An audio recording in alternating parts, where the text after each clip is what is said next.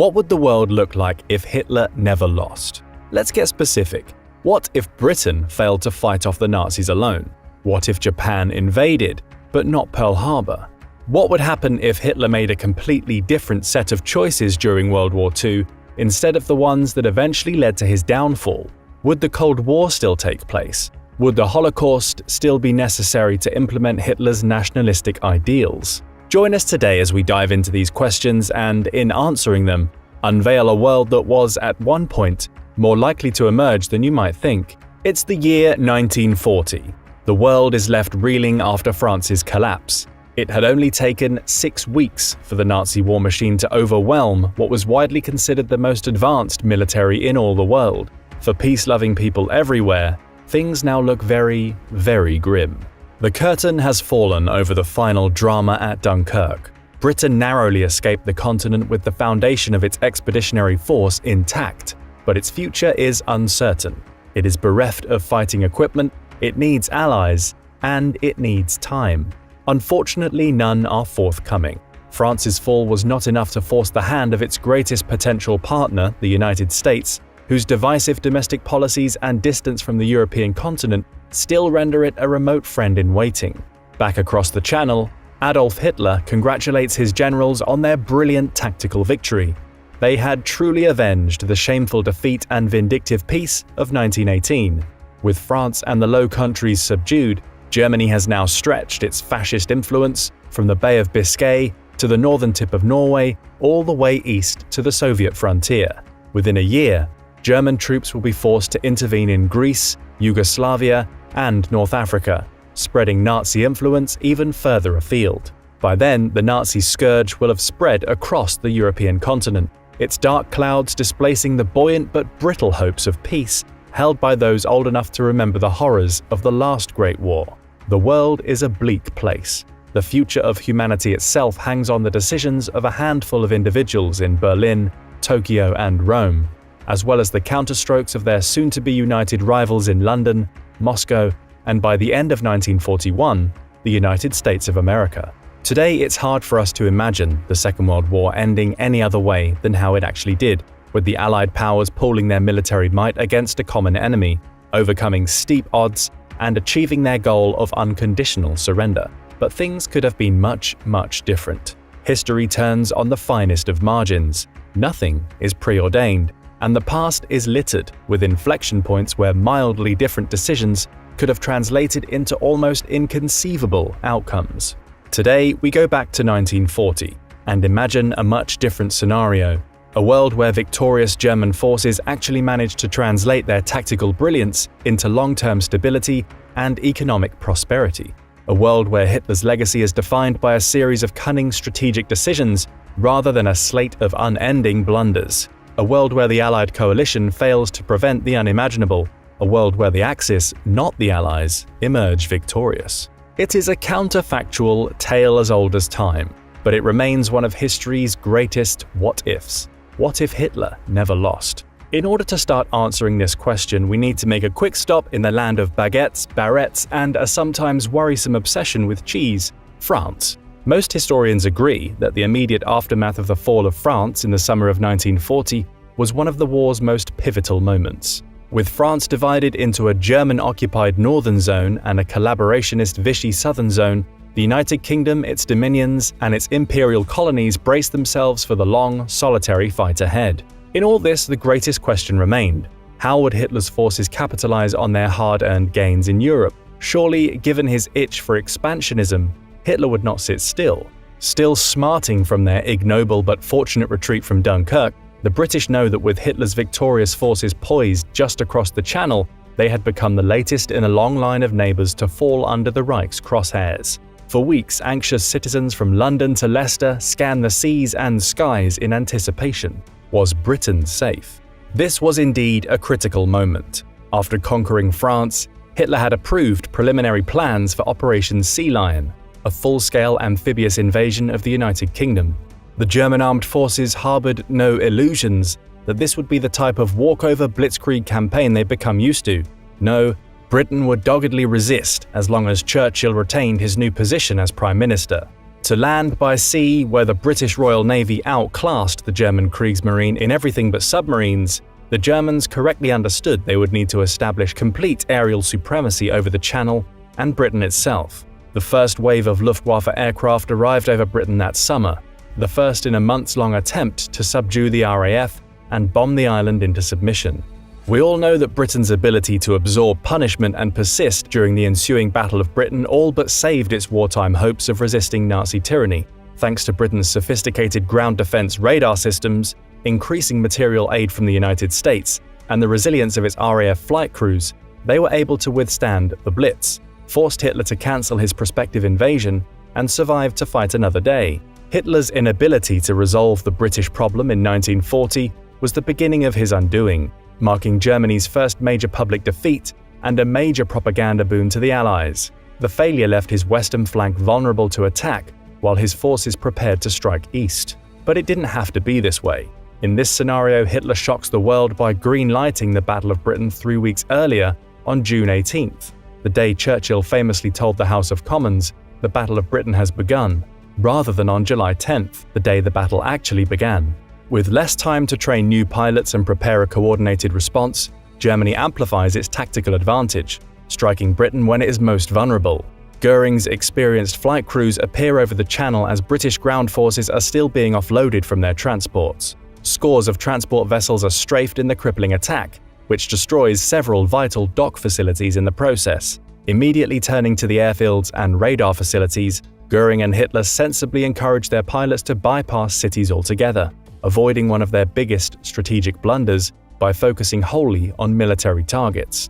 Unable to track incoming German aircraft or vector RAF flight crews into their path, the RAF is slowly but surely attrited until it can no longer resist. The Luftwaffe has lost far fewer than the 2,000 combat aircraft and 2,500 experienced aircrews it actually lost over the summer of 1940, bolstering its chances even more when the time comes to invade the USSR. On his way to the United States for an emergency meeting with US President Franklin Delano Roosevelt, Churchill's plane suffers catastrophic engine failure, disappearing somewhere off the coast of Greenland. The Prime Minister is never seen again, his unrealized legacy snuffed out in an icy flash.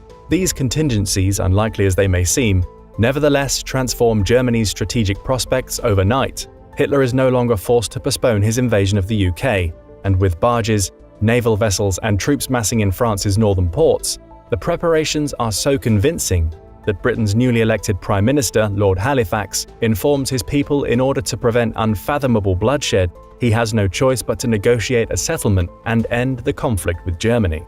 Germany is lucky he did. The invasion would have been a nightmare to pull off. Thousands of river barges towed at a maximum speed of 3 knots up to 100 miles across the Channel's vicious tides by a chronically undermanned group of Nazi mariners suffering from a lack of navigational equipment or a viable logistical sustainment system, the results probably wouldn't have been pretty. None of that matters now. Germany makes no territorial demands in the UK or its colonies, opting instead to let all British prisoners of war return in exchange for Britain lifting its naval embargo on Germany. Hitler recalls his U-boats from the North Atlantic, knowing the United States can no longer assist Britain without nullifying its neutrality, and the American people will never do that unless they are attacked first. The move is a clever one. Every U-boat represents enough steel and skilled labor to build a battalion's worth of tanks. And in 1941, where Germany built 199 U-boats in real life, that's potentially an extra 6,000 Panzer III or IV tanks in that year alone. German trade reopens by sea, enabling it to bring in the nickel, tungsten, oil, rubber, and machine toils it needs to sustain an even greater degree of industrial capacity. France is allowed to import coal from England again, revitalizing its shattered agricultural industry. For a time, the war itself seems to cease. The lights go back on in London. The pubs reopen. Rationing is no longer necessary. Over the coming months, incipient resistance movements in the Benelux countries, France and Britain spring up. These are quickly snuffed out by fascist sympathizers and government officials funded by the Third Reich. Civilian perpetrators are quietly murdered, in private of course, better for PR. The Europeans are thus kept under the illusion that they are controlling themselves. Meanwhile, German troops at the French coast begin to board their trains and make the cold winter journey to the Soviet frontier. They have a long year ahead of them. What now? Germany's windfall in the west vastly expands its military potential in the east. By mid-1941, Britain is squarely out of the picture, and Germany prepares itself for its next move. 1941 would ultimately turn out to be a critical year in more ways than one. That summer, Hitler watched as 3.8 million men, 600,000 vehicles, and 600,000 horses embarked on the largest land offensive in history, Operation Barbarossa. The June 1941 invasion of the Soviet Union would result in sweeping victories in the Caucasus and Ukraine, where Hitler succeeded in carving out millions of square kilometers of living space for the German people, capturing over 3 million Soviet POWs and securing vast pools of forced labor and the oil reserves it so desperately needed. But the true jewel was Moscow. Having endured 3 months of bitter fighting, unspeakable atrocities, and tremendous casualties, the Soviets welcomed the onset of winter, staging a daring counteroffensive which stopped the Nazi advance within the eyesight of Moscow and quickly regained hundreds of miles of territory. From then on, the Soviets shocked Hitler's generals, delivering a series of stunning defeats which would culminate in the collapse of the Third Reich itself. Critically, Germany is now able to focus on one threat at a time. Britain is no longer a problem. With less U-boats in the Atlantic, there is far less likelihood of a repeat of the type of naval escalation with the United States seen during World War I, and as previously discussed, Germany has thousands more tanks, aircraft, and competent air crews at their disposal. Germany brought 6 times the number of men to Moscow it sent to Stalingrad, 2 million of them. That should tell you everything you need to know about Moscow's significance. They ultimately failed, but in our scenario they succeed, driving forward and seizing the Soviet capital and central logistical hub. Soviet production has long been disassembled and sent to the Urals, where Stalin fled to continue the Soviet war effort. With Moscow secure, Germany now possesses winterized airports, warmer winter quarters, a better supply network despite having to relay track to match the gauge of the railway lines used across Europe, putting Hitler in a much better position on the Eastern Front. The propaganda after effects would be massive, but contrary to what you might expect, the Soviet war effort would not skip a beat. The Wehrmacht is by now completely exhausted, depleted, and starved of supplies. The Soviets are even worse. They had always planned to lose Moscow. It was doomed from the beginning. Like Great Britain, the Red Army needed time and allies to survive. This time, however, they got neither. You see, in our conventional timeline, by 1941, one of the major cracks in the Axis war effort begins to appear. Hitler is inept when it comes to coordinating with his allies. He intervenes in Greece and North Africa as soon as Mussolini's Italian forces show signs of faltering. But that was when Great Britain and its colonies were still in the fight. Now they aren't, and Hitler simply smiles and nods approvingly as Mussolini actually realizes Italy's Mediterranean ambitions. The other windfall comes as Hitler, swayed by a few sensible advisors, is convinced the only way to cause a complete Soviet capitulation is to strangle them from 2 sides. The Germans, now in possession of Moscow, would strike north at Leningrad. This time, they would coordinate their attack with the Japanese, who had entered into secret talks with German diplomats expressing their willingness to split the Soviet spoils in 2, similar to the way Hitler had done with Stalin in Poland just 2 years earlier. Hitler has no idea that Japan is plotting a stunning attack on the United States at Pearl Harbor. For the time being, he is swayed by their logic. In a stunning move in November 1941, Japanese army and air forces sidelined their Pacific plans and decide to launch an extensive invasion of the Soviet Union in concert with the German push on Leningrad.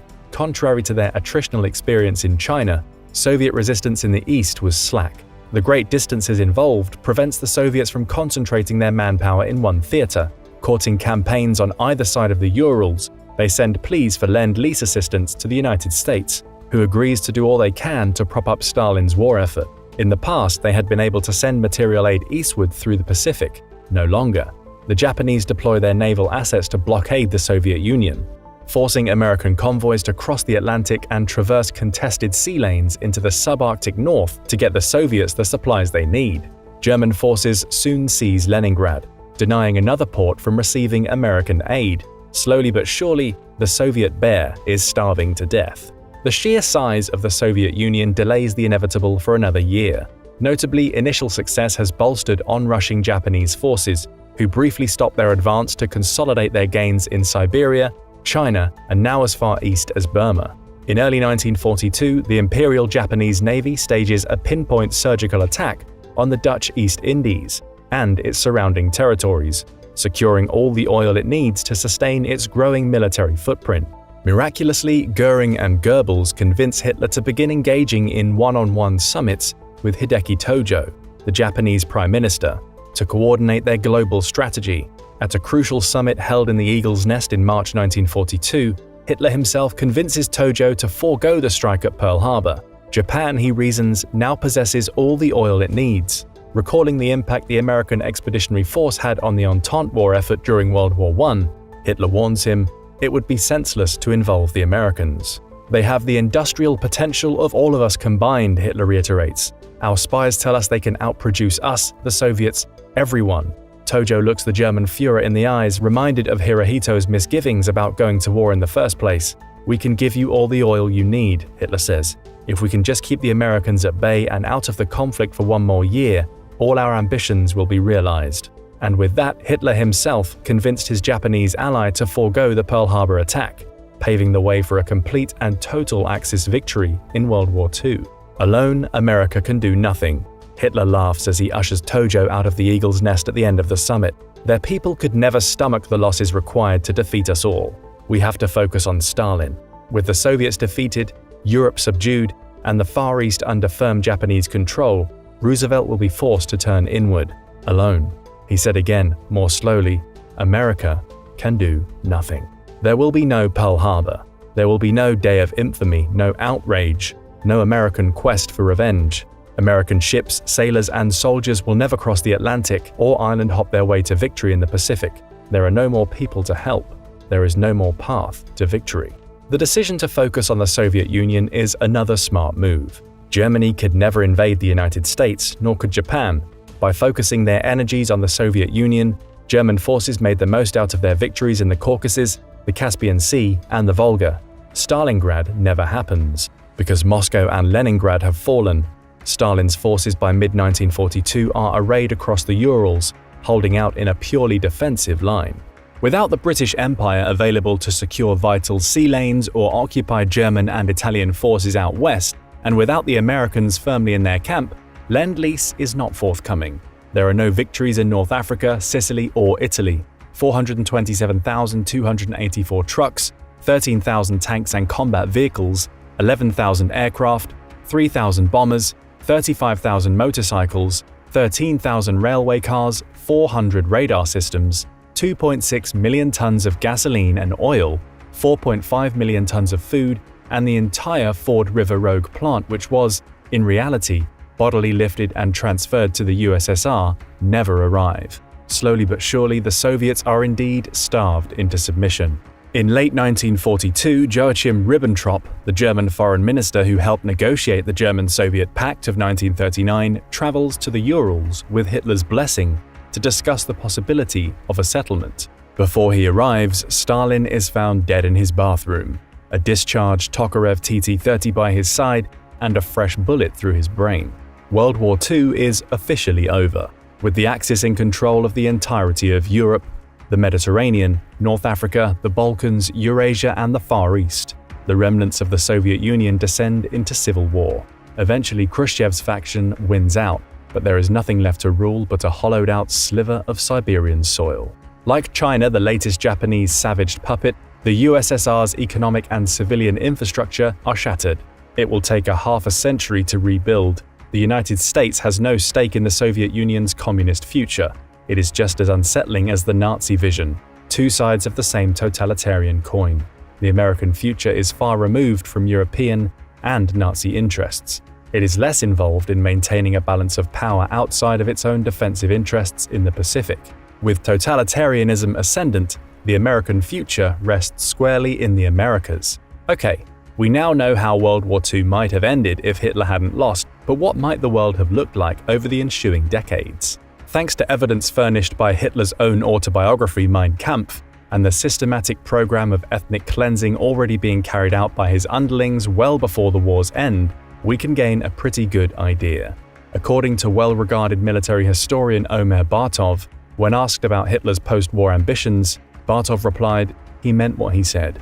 It's likely that we would see German colonists, families of hearty Aryan stock whose children bear the pins of their local Hitler Youth organization, marching forward and expanding into the newly conquered and depopulated Slavic territories. Millions upon millions of the original inhabitants have either become refugees, been rounded up and pressed into labor camps, or systematically murdered, especially the Jews. Germany no longer worries about continental enemies. It is now exponentially larger than it ever was. And with collaborationist governments elected all across Western Europe, Hitler can focus on Germanizing the East, torching their heritage, reintroducing a new history, and defeating lingering pockets of resistance. It takes another 5 years to pacify the remainder of the Soviet Union, but with Japanese cooperation, both sides successfully carved the USSR in two. Intensive and violent programs are adopted to decommunize the East. Nazi Party school teachers teach local communities Hitler's vision of pure and inferior racial hierarchies. Nazi military policemen and women enforce strict racial segregation, banning Slavic peoples from reproducing unless they agree to press their children into slavery or, in certain more lenient governments, indentured servitude. Strict press censorship reigns, with Nazi propaganda minister Joseph Goebbels spreading venomous anti-Semitic messages across the globe. The new supranational Nazi state enacts mass sterilization for parents who give birth to unhealthy children. It puts those with mental illnesses behind closed doors for experimentation and extermination. It implements Lebensraum, using the Soviet breadbasket to feed its new and thriving German population. 50 million Slavs are murdered over the next decade to realize Hitler's vision, a chilling number which in the end dwarfs the blood spilled in the Jewish Holocaust. Borders are slowly redrawn, with arbitrary governments established in the East to manage and administer the new Nazi territories. Entire towns are wiped off the map, re-established and rebuilt under Aryan leadership, who zealously march into their new enlightened future. With unfettered access to the world's resources, the Reich stifles hundreds of underground resistance organizations before they gather steam. Censorship is so stringent and the Reich's genocidal crimes so tightly protected that journalists in the United States, ushered through the post-war Reich, never hear of them. Instead, they see what Hitler and his henchmen want them to see: complete fealty to the state, unmatched prosperity, and technological and industrial innovation, the latter made possible by the scientists who never fled war-torn Europe for the United States, but instead remained gainfully employed to produce the latest and greatest weapons and arms for the Reich. It's hard to imagine a post-war era with Hitler at the helm of a victorious Nazi Germany.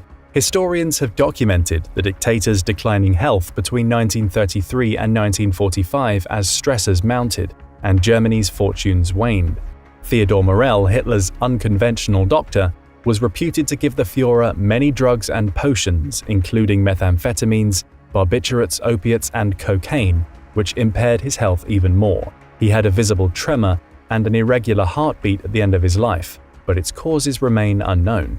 Yet, had things been different, a more rapid and less stressful victory may have enabled Hitler to gain more control over his physical and mental health and extend his life into his 60s, 70s, and perhaps even his 80s. If he had lived through the ensuing post-war years, it is likely he would at some point have entertained the idea of engaging in an armed conflict with the United States. He viewed the country as a mongrel melting pot, one whose liberal values were antithetical to the Reich's core tenets. It was a nation he felt would have to be subdued at some point. While it's hard to know what that type of conflict might have looked like, it's easier to see how Hitler may have managed Germany's post-war interests, in the type of outcome contemplated by Philip K. Dick in his 1962 novel The Man in the High Castle. Germany and Japan extend their wartime cooperation, dividing their interests neatly along the 70th parallel, actively working to maintain their grip. Japan rules a new Greater East Asian co-prosperity sphere, which grows to include India, Pakistan, Afghanistan, and everything else west of 70 degrees east longitude. In return, it guarantees Germany valuable iron ore and coal from Siberia down through mines along the Chinese border and the Yensei River. Japan, now masters of a quarter of the globe, have achieved more than their wildest imagination. It is impervious to American blockade thanks to its global trade with Germany. Oil is plentiful. Japanese assets cannot be frozen. The regime it governs in Asia is a harsh one, as we all would expect. Conquered peoples are treated with repressive brutality. Millions are murdered, poisoned, starved, and sold into slavery. 5 to 10 million of them are Chinese, American influence never spreads across the Pacific, and Japanese officers who engaged in wanton acts of violence and heinous crimes are never persecuted or tried. When the Americans prove unable and unwilling to offer resistance, Chiang Kai-shek's China willingly acquiesces to imperial Japanese rule. In the Mediterranean and Africa, Mussolini enjoys the new Italian sphere of influence in the Middle East, Malta, Corsica, Cyprus, Greece, and portions of the French Riviera. Italian fascism coexists with Hitlerian tyranny, but in a far milder form. Mussolini never had the taste for mass genocide or ethnic cleansing, preferring instead targeted assassinations to maintain the illusion of a relatively benign fascist rule. Inside Germany, Hitler's racial policies and sterilization programs proliferate unimpeded for the better half of 2 decades. Renowned German global military historian Gerhard Weinberg once argued that Germany's defeat saved not only innumerable old people, handicapped individuals, and persons in mental institutions inside and outside the pre-war Third Reich, but also tens of thousands of Germany's own seriously wounded veterans from death at the hands of their own government. In our alternate history, each of these groups suffer unimaginable losses. Most simply disappear, carted off in the night by dutiful SS officers, never to be seen again. With this, a new global ideological struggle akin to the one waged between the USSR and the USA now emerges between the Axis and the Americas. FDR was not re-elected to a third term in 1940, having lost to Wendell Willkie, the Republican nominee, after the American people grew fearful of FDR's brinkmanship in the Atlantic. Britain's negotiated surrender all but sealed FDR's fate. Under Willkie, the US forged a far more moderate path forward. Industrialization continued apace, but did not boom as it might have with the impetus of a complete societal wartime mobilization. The US is still a superpower, albeit a latent one. It armed itself for self-defense between 1942 and 1950, but increasingly tempered its military preparedness with isolationist policies that could make Charles Lindbergh blush. The greatest predicament for the United States in the aftermath of World War II was the ideological standoff with Nazi Germany. Germany had been the first to develop nuclear intercontinental ballistic missiles, a development which made it even harder to resist Nazi rule and which brought the United States to the doorstep of its greatest threat since the Civil War. The United States, with the help of Canadian and certain German refugee scientists who immigrated in the 1920s and 30s, developed their own shortly thereafter. Nobody can predict what Nazi officials will do. There is virtually no dialogue between them and the United States. Over time, the United States forges a liberal coalition of the Americas with Canada, Central and South America, expanding its economic and political influence over the Western Hemisphere on their side of the Atlantic for decades to come. Before long, fascist cells begin to emerge in vulnerable and politically unstable South American societies. These proliferate and begin to metastasize into the United States, causing a widespread Nazi scare. The majority of Americans want nothing less than to meddle in European and Eurasian affairs, but as soon as Nazi Party members protected by the First Amendment rights begin going door to door, the government acts to outlaw Nazism throughout the continental USA. The coalition of the Americas quickly follows suit. A new Cold War between Germany and the Americas sets in. Within a few decades, the entire population of Europe has reinvented itself under the cultural trimmings of the Third Reich. Germany is the dominant nation, with puppet satellites in the United Kingdom, Italy, Spain, France, and Scandinavia. Eastern Europe is entirely pacified. The chilling pall of death manifests by the complete absence of Slavic people where once there were millions. European and Eurasian politics are contingent upon the actions of the superior racial hierarchies in power. Those with greater percentages of Aryan blood are granted more control and greater privileges of travel and entrepreneurship than those with less. Hitler is diametrically opposed to state threats of any proportion. Before his death in 1968, he passes a Nazi decree which incrementally abolishes the Catholic Church, Christianity, and other religious institutions throughout the Third Reich. Emigration out of Europe for religious believers of any stripe becomes nearly impossible, the bulk of them forced with their religious beliefs underground. Clergymen, like the many millions of other unsuitable minorities, are summarily barred from their churches, rounded up and arrested.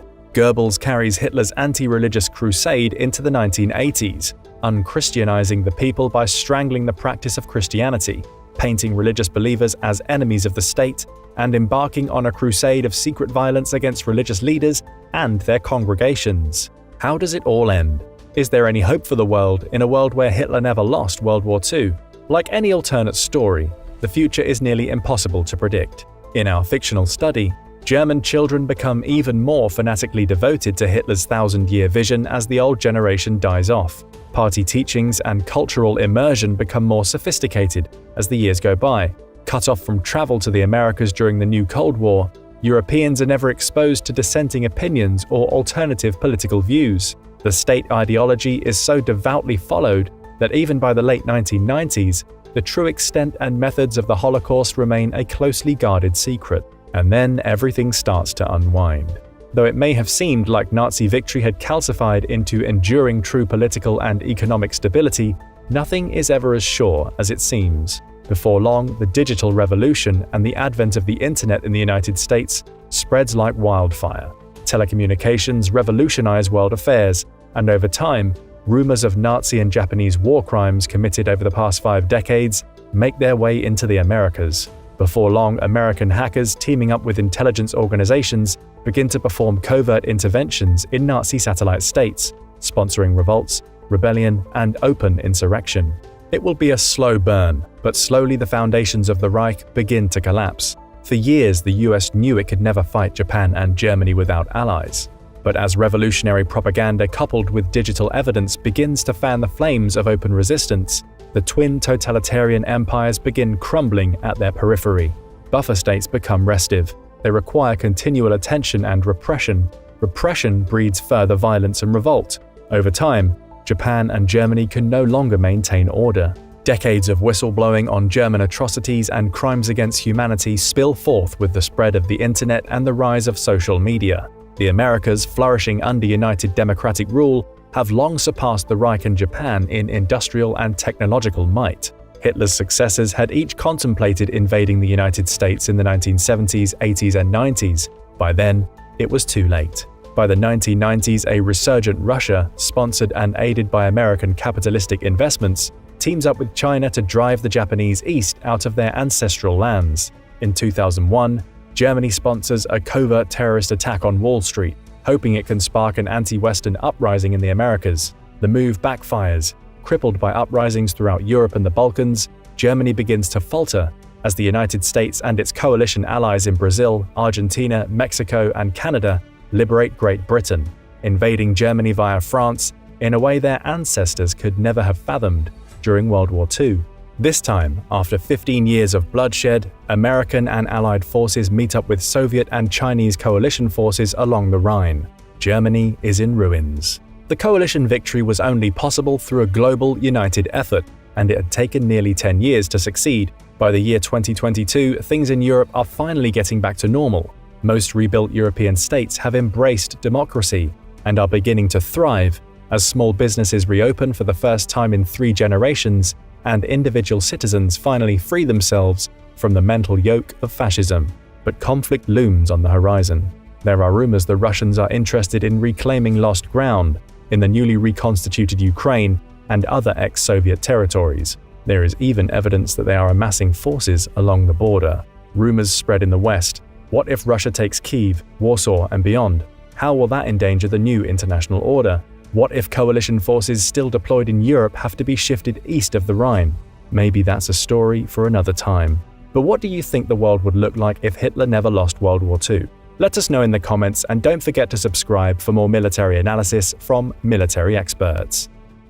What if the race to build the world's first atomic bomb was closer than we thought? What if, rather than focusing on rockets, jet planes, and other Wunderwaffen, Hitler's best scientists put all their energy into producing the world's first atomic bomb? How might the war, and the world as a result, have been different? Leading historians have sounded off and seem to confirm that, in fact, Nazi Germany could not possibly have built a weapon like the atomic bombs dropped on Hiroshima and Nagasaki. According to Mark Walker, author of Nazi Science, Myth, Truth, and the German Atomic Bomb, this was not because the country lacked the scientists, resources, or will, but rather because its leaders did not really try.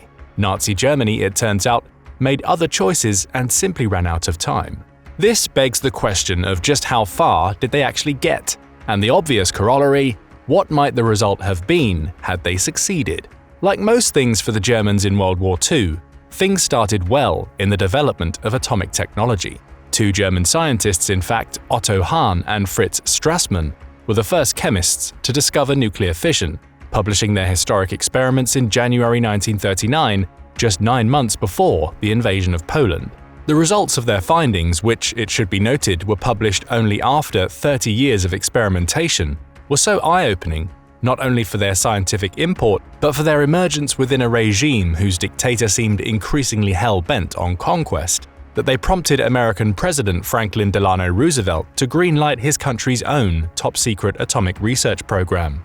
What's even more remarkable is that Roosevelt authorized the Manhattan Project 2 months before Pearl Harbor, a time only before the United States itself was at war, but one when the materials from which a bomb might be made did not yet exist. Over the 3 years and 10 months it took for American scientists to finalize the nuclear weapons they eventually dropped on Hiroshima and Nagasaki, public fears over the possibility Germany might win the atomic arms race gripped the Western world.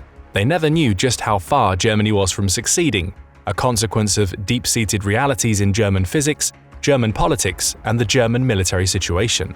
This did not stop their keen interest in Hahn and Strassmann's discoveries. In their groundbreaking experiment, both men had discovered the presence of barium after bombarding uranium with neutrally charged particles. One of their former colleagues, a refugee named Lise Meitner, who had fled the Nazi regime to Sweden with her nephew, a scientist named Otto Frisch, made the important connection. The uranium's nucleus had split in half. The discovery sparked a scientific revolution. While Hahn and Strassmann were slow to appreciate the military implications of their discovery, shortly after the invasion of Poland, a German army physicist was put in charge of a new uranium project by officials in the German Army Ordnance Section. It took just a few weeks for scientists under his purview to acknowledge the possibility of nuclear fission chain reactions, the basis of atomic weapon technology. As long as one could control the reaction using a rudimentary uranium machine, the predecessor of today's nuclear reactors, you could theoretically harness near unlimited energy. Left uncontrolled, you could produce an explosion far more powerful than anything in existence. It was beginning to dawn on the scientific world that by splitting an atom, you could set loose awesome, even unbelievable amounts of destructive energy. New insights followed.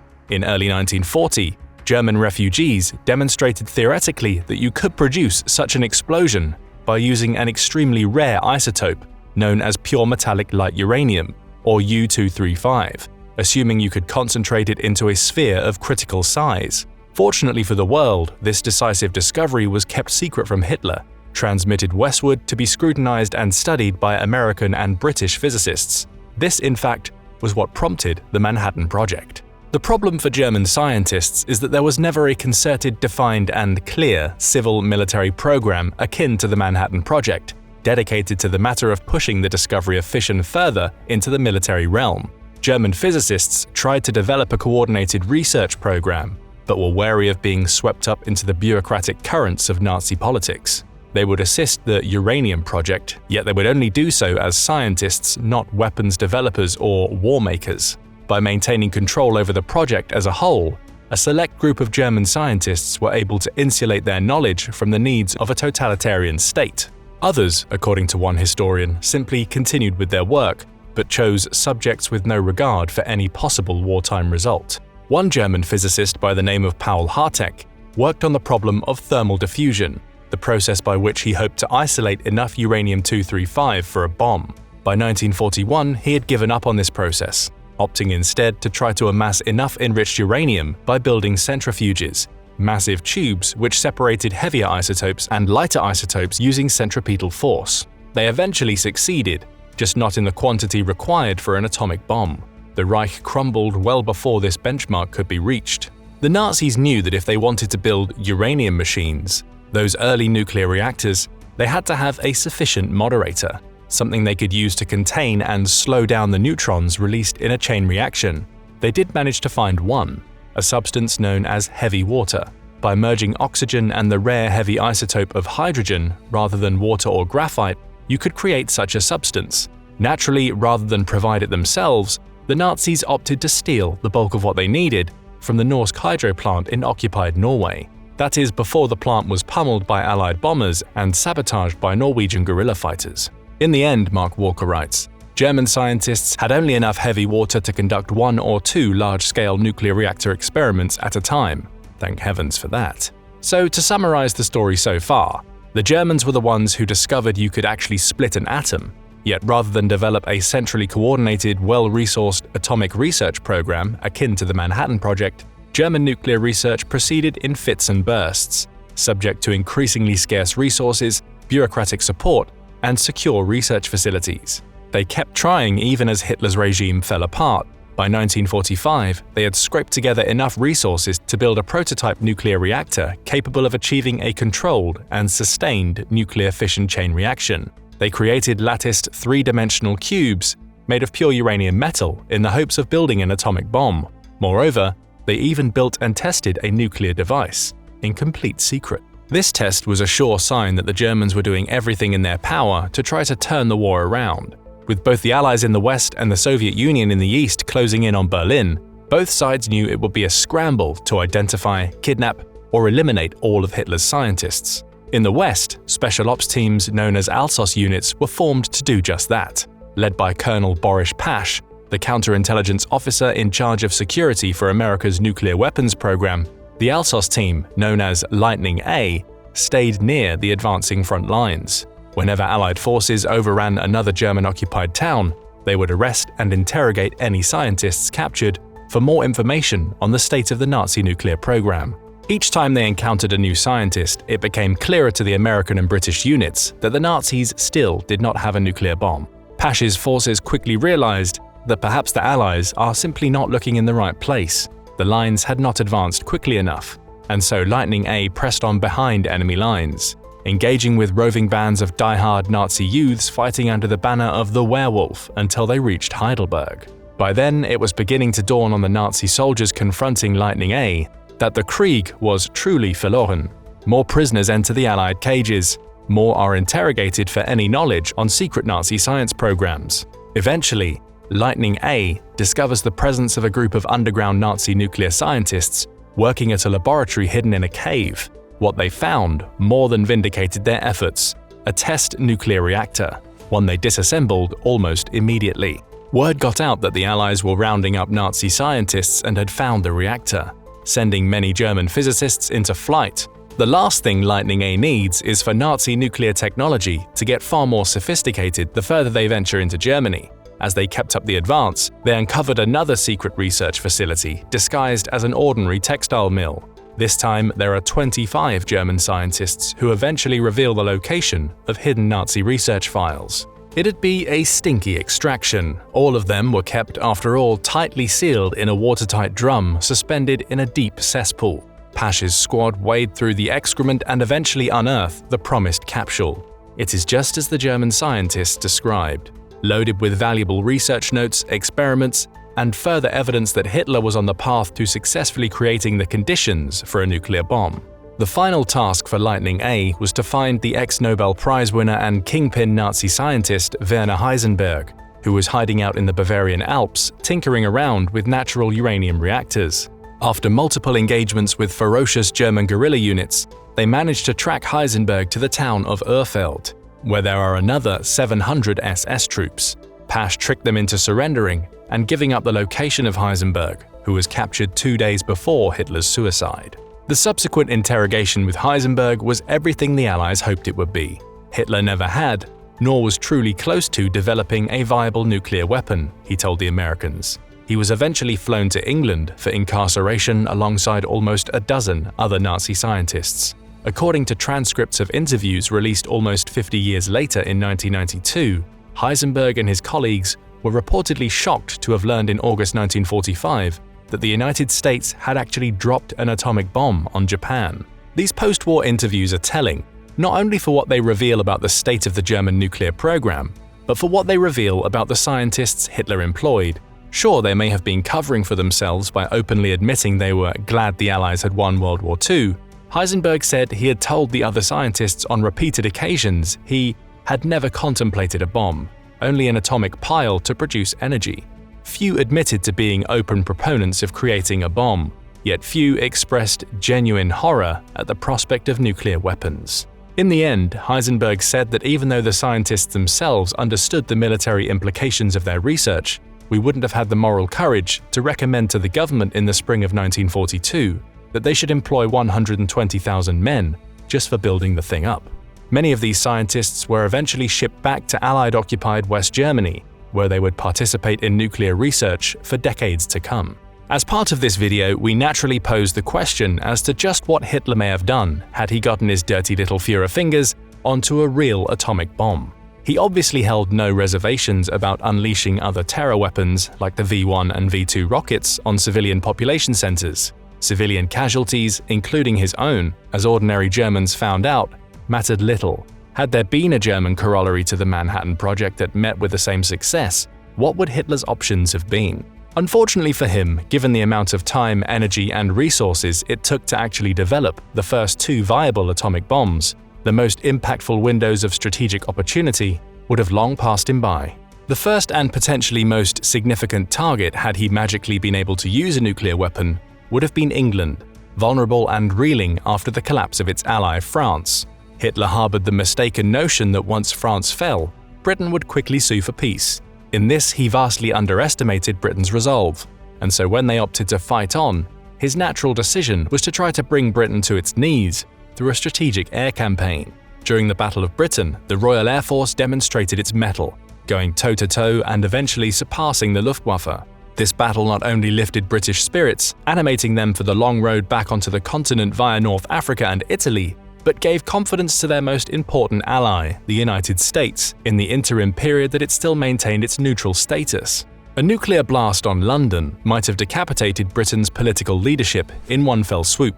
The psychological shock for the rest of the populace would have magnified this tragedy 100-fold. There's a great chance that this might have knocked Britain out of the war for good. Isolated, the Soviet Union would have had a much harder time fending off the Nazi hordes. There's a good chance the nuclear devastation rained down on Britain would have had the unfortunate knock-on effect for Hitler of bringing the United States into the war even earlier. More insulated from attack and more than capable of developing its own atomic weapons, the detonation of a nuclear bomb in 1940 would have jump-started the atomic arms race that unfolded during the Cold War, with far graver possibilities.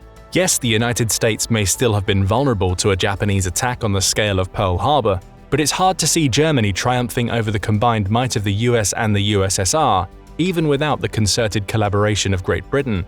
If anything, it would have taken decades to produce the quantity of atomic bombs that would be necessary to bring the Soviet Union and the United States to its knees. Under these circumstances, it's easier to envision the war dragging on years, potentially decades, longer than it did. Logical holes in our first case also apply to our second. A nuclear first strike on the USSR shortly before or immediately after Germany's summer 1941 invasion. With the way Hitler pined for the slaughter of the Slavic and Jewish peoples on the Eastern Front, the prospect of being able to drop a nuke on a prioritized plot of Lebensraum would have made him positively salivate. There's only one problem. Well, two, actually. The first is the matter of delivery. It doesn't matter how many nuclear weapons you make if you lack the systems required to deliver them. In terms of both sophistication and the weight involved, it isn't enough to use a traditional bomber aircraft. The first atomic warheads were large, physically imposing weapons. The Americans struggled to get Fat Man and Little Boy onto their oversized B-29 bombers. The German Strategic Air Force, even at its apex early in the war, had bombers far smaller than the B-29s would be. The Heinkel HE-111, for example, the Luftwaffe's bomber of choice during the Battle of Britain, may have been deadly for its time, yet fully laden with two external bomb racks which could each hold one 4,400-pound bomb, another 1,100-pound bomb, internal bomb bays which held 8 551-pound bombs, and additional fuel cells where the wing bomb cells sat, it weighed in excess of 30,000 pounds, making it so agonizingly slow it could only be used at night. Most German bombers were either medium bombers or dive bombers. They did not employ a 4-engine heavy bomber like the Allies did during World War II, something that may have enabled them to safely deliver a nuclear weapon to the target destination. This is because the earliest fission bombs weighed an insane amount, about 10 tons or 20,000 pounds. While they would later get the weight of the first two atomic bombs down to about 10,000 pounds apiece, These heavyweights far surpassed anything the He-111 or anything the Luftwaffe flew was accustomed to carrying. In truth, the sheer weight of these nuclear weapons almost eclipsed the payload capacity of just about every aircraft in existence at the same time, save two: the British Avro Lancaster and the American B-29. The Allies considered using a Lancaster bomb for the Manhattan Project, but eventually ruled it out for several reasons. The first was its bomb bay. It was simply too narrow to release a weapon as large as the project required. The second was the question of availability and interoperability. The fact that American airmen and commanders did not want to be beholden to an aircraft of British make and origin. They wanted an American design to carry the first American atomic bomb. And so they had to purpose-build a B-29 for this specific task.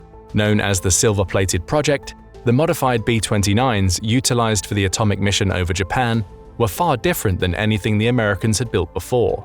They had to account for the theoretical damage incurred by the warhead's explosion, shockwave blast, and the anticipated fallout. In a post-war interview, Paul Tibbets, the pilot of the B-29 which dropped the first atomic bomb, said that the bomb's first shockwave registered 2.5 G-forces on the aircraft. That was a good kick in the pants. Banking to protect the crew's egress, Tibbets said he could taste the radiation.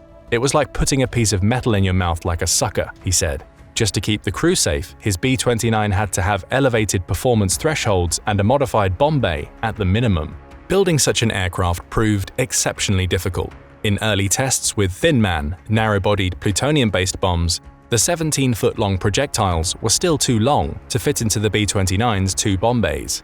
American engineers had to cut out the central fuselage section of the bomber's belly out entirely, mount a separate bomb suspension system under the wing spars, and remove the upper and lower turrets and the radome between the two sets of bomb bay doors to accommodate the warheads. Subsequent tests also failed, prompting revisions and retesting. Eventually, the Silver Plate program succeeded at integrating all the proposed changes. The new aircraft had better cooling, fuel injection, and improved fuel and manifold systems, as well as new propellers with reverse pitch capability, allowing the plane to improve power braking when landing. The bomb bays had pneumatic actuators, rather than slower hydraulic systems. The bomb bays had a new H-frame structure with stronger braces and electronic release systems for the payload. All this to say that it took a lot to safely deliver an atomic bomb to the target site. Germany simply lacked the systems to do this effectively, part of the reason why it tried to remove the delivery system altogether with its 3000 V2 super rockets, which rained down destruction on their enemies. Those, by comparison, could only carry a 1-ton warhead.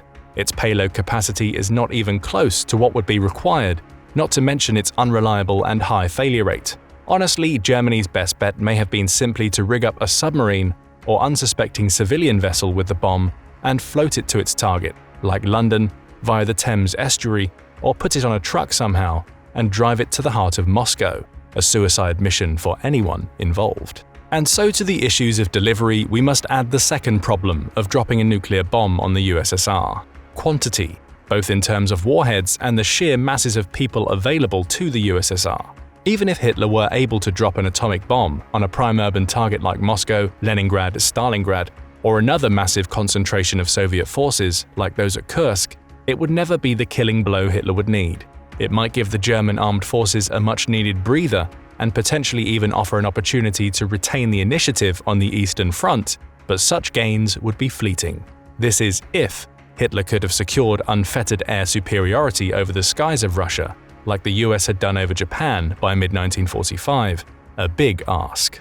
Hitler would have been smart enough, I know that's assuming a lot, to know that annihilating Moscow would not have ended the war with the USSR. The bitterly antagonistic ideological dimensions of that conflict virtually ensured Stalin's generals would have fought on regardless of the casualties and psychological shock inflicted by a nuclear warhead.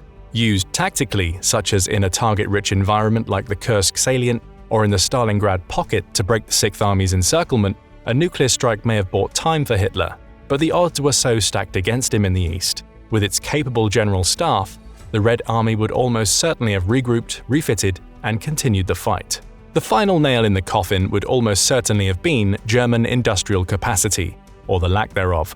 The Allied strategic bombing offensive made it hard enough for Germany to source the ordinary parts it needed to maintain its fleets of tanks, planes, and U-boats. so much so that for most of the German armed forces, ordinary soldiers had to rely on literal horsepower to get around. Refining uranium and making plutonium are incredibly difficult tasks in the best of times. It took many industrial plants scattered across the United States to produce the requisite material for the Trinity tests, and even more to stage the bombings on Hiroshima and Nagasaki. Germany lacked any such industry. The industry it did possess was under near constant aerial bombardment. But what do you think? What would Hitler have done if he'd built the first atomic bomb? Let us know in the comments, and don't forget to subscribe for more military analysis from military experts. Everything seemed to be going so well for Hitler. By the summer of 1941, he looked like he would be one of those rare individuals in history who would get all he wanted. He had absorbed the Rhineland in 1936, Austria in 1938, and most of Czechoslovakia without a fight. When fighting finally came in 1939, he defeated Poland in weeks. After a period of relative inactivity called the Phony War, Norway, Belgium, the Netherlands, and France all fell in weeks in the spring of 1940. By the summer of 1941, German forces occupied the Balkans too. Almost all of Europe from Spain to the Soviet border was under Hitler's control. So how did he throw it all away and end up committing suicide in a Berlin bunker? Let's take a look at some of the most critical mistakes that ensured Hitler would lose World War II. The first reason for Hitler losing the war was because of his intransigent, inflexible political ideology. All wars are first and foremost political beasts. The continuation of politics by other means, as Clausewitz famously said. However, this principle was truer for Hitler than it was for other wartime leaders. Hitler saw World War II not only as the rightful rectification of Germany's loss in the First World War, but as a way for Germans to complete their supposed racial mission, the destruction of Jews and communism, the latter of which was ultimately an expression of Jewish politics. In his second book, the unpublished sequel to Mein Kampf, Hitler repeatedly referred to communism as Jewish Bolshevism, and to the Soviet Union as Jewish Bolshevist Russia. In this light, it should be unsurprising to know that the Soviet Union had been Hitler's real target all along. He was willing to put up with the Non-Aggression Pact of 1939 for a while, to ensure he would defeat his enemies in the West and not fight a war on two fronts, as occurred in the First World War. But the destruction and conquest of the Soviet Union was Hitler's ultimate geopolitical objective. To Hitler, the Soviet Union was not only the center of the supposed Jewish Bolshevism, but also a vast, valuable landmass, ideal for the settlement of German colonists, who would expand rapidly in number following the destruction of the Jews and communism.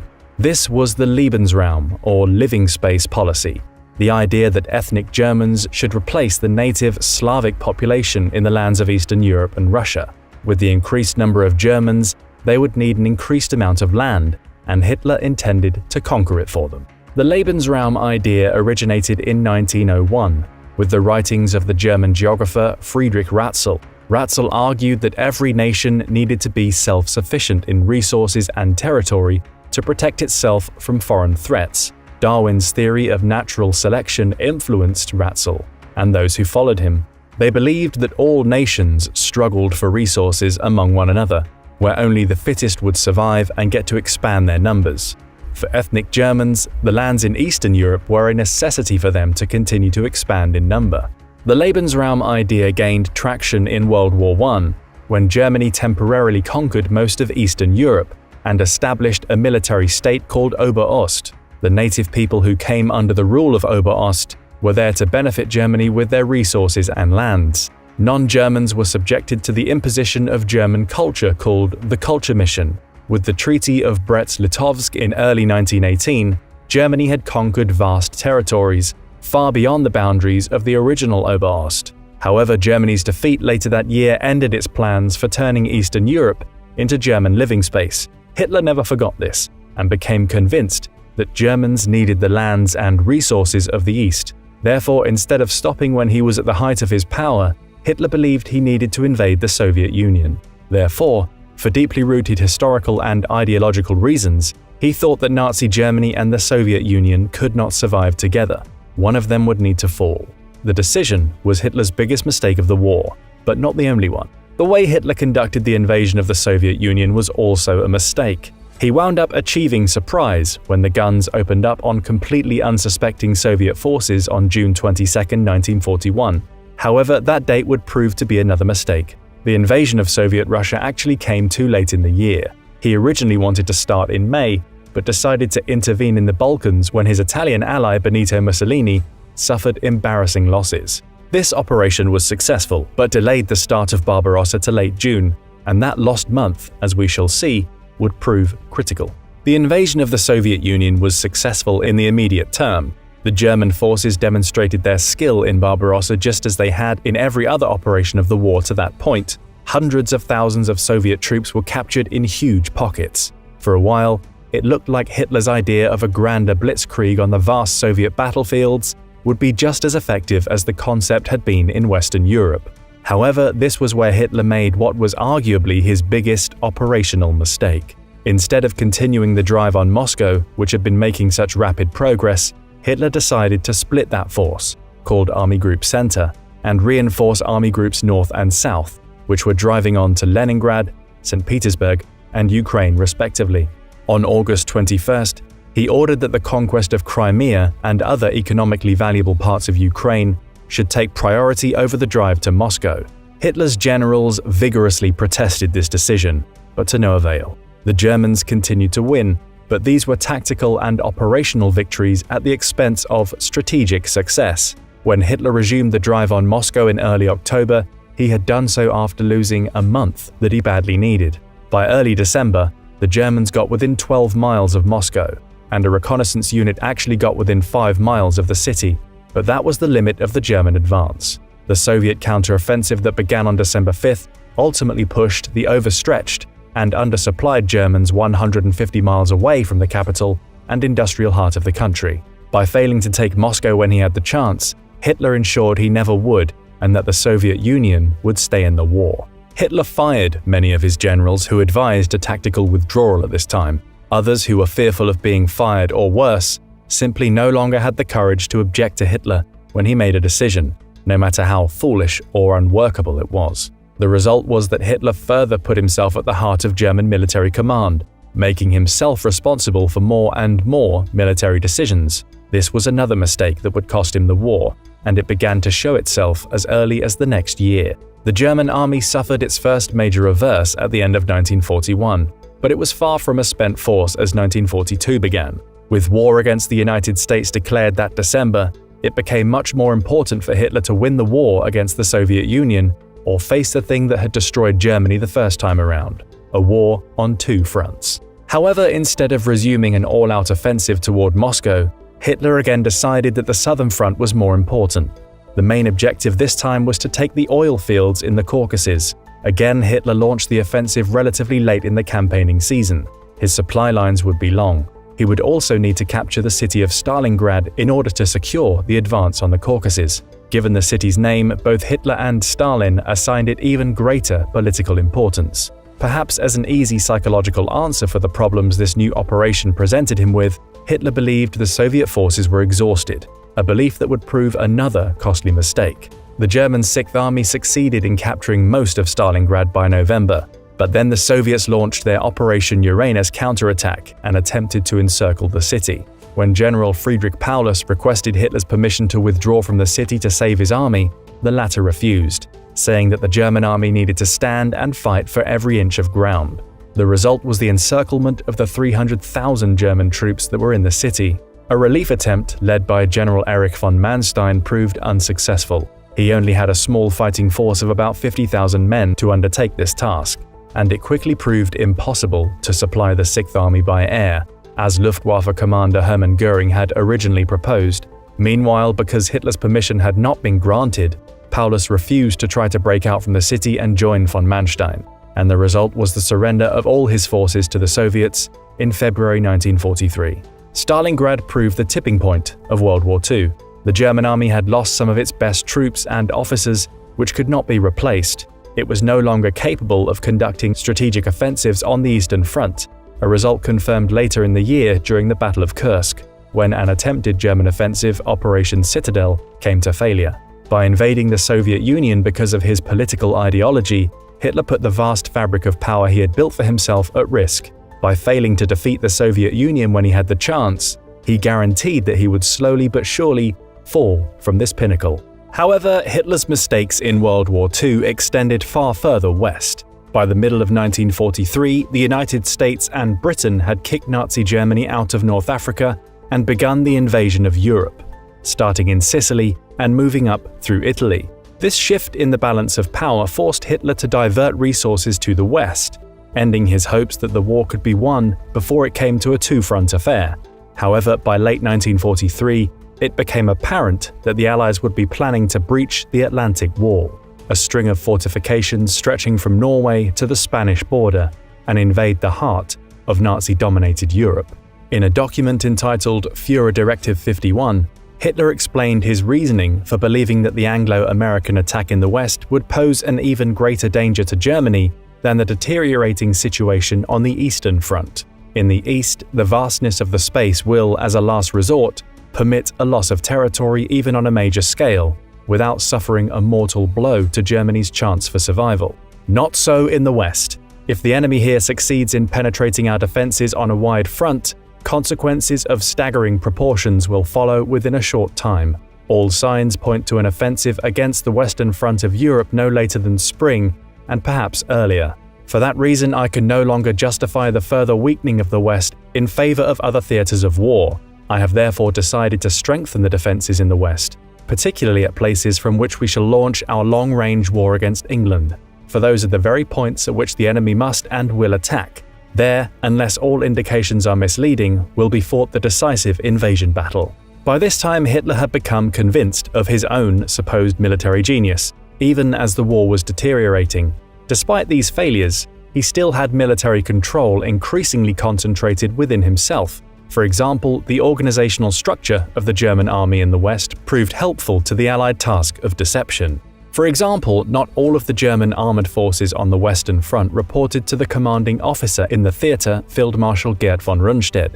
Instead, some of them were organized into Panzer Group West, which reported to General Leo Gehr von Schweppenberg. Von Schweppenberg nominally served under von Rundstedt, but he was also directly responsible to Hitler. Therefore, any deployment of the panzer divisions, which the Allies rightly feared, would need to come from Hitler's direct authorization. The Allies knew that if they could deceive Hitler about the place of the real invasion, more than half the job would be done. The confusing command structure of the German forces on the Western Front confirmed that. Long before the invasion on D-Day, Hitler proved indecisive about deploying the panzer divisions which had accumulated into his hands. Field Marshal Erwin Rommel, who had been tasked with strengthening the Atlantic Wall's defenses, advised that the panzer divisions be made available to destroy the Allied forces on the beaches whenever they came. However, von Rundstedt disagreed. When Rommel went above von Rundstedt and appealed to Hitler, the Nazi dictator was indecisive and tried to accommodate both of his officers. Rommel got 3 of the panzer divisions. Meanwhile, 4 more remained with Panzer Group West, and 3 more were transferred to Army Group G, a force south of the Loire River, and also under Rundstedt's command. Thus, by the time D-Day rolled around, most of Germany's best assets for repelling the invasion were horribly dispersed. Some were south of the Loire, a completely irrelevant theater for defending the Atlantic Wall. However, this would not be the only mistake Hitler made during the Normandy campaign. The Allied deception would be based on the points which Hitler was describing in his directive. There were only a few places where a landing could be feasible. The Allied plan was to convince Hitler that point would come at Calais, the closest landing across the English Channel. To add to the impression the Allies would be invading at Calais, they created a fake unit, the 1st United States Army Group, FUSAG. This fictitious entity was to be commanded by General George S. Patton, who had a reputation of being one of the best field commanders in the Allied forces. The most famous aspect of this deception was the inflatable tanks, trucks, guns, and other instruments of war that the Nazis would detect in their surveillance, but this was just the beginning. Fake radio communications were meticulously sent out, fake documents were prepared, fake patches and other insignia were allowed to be seen.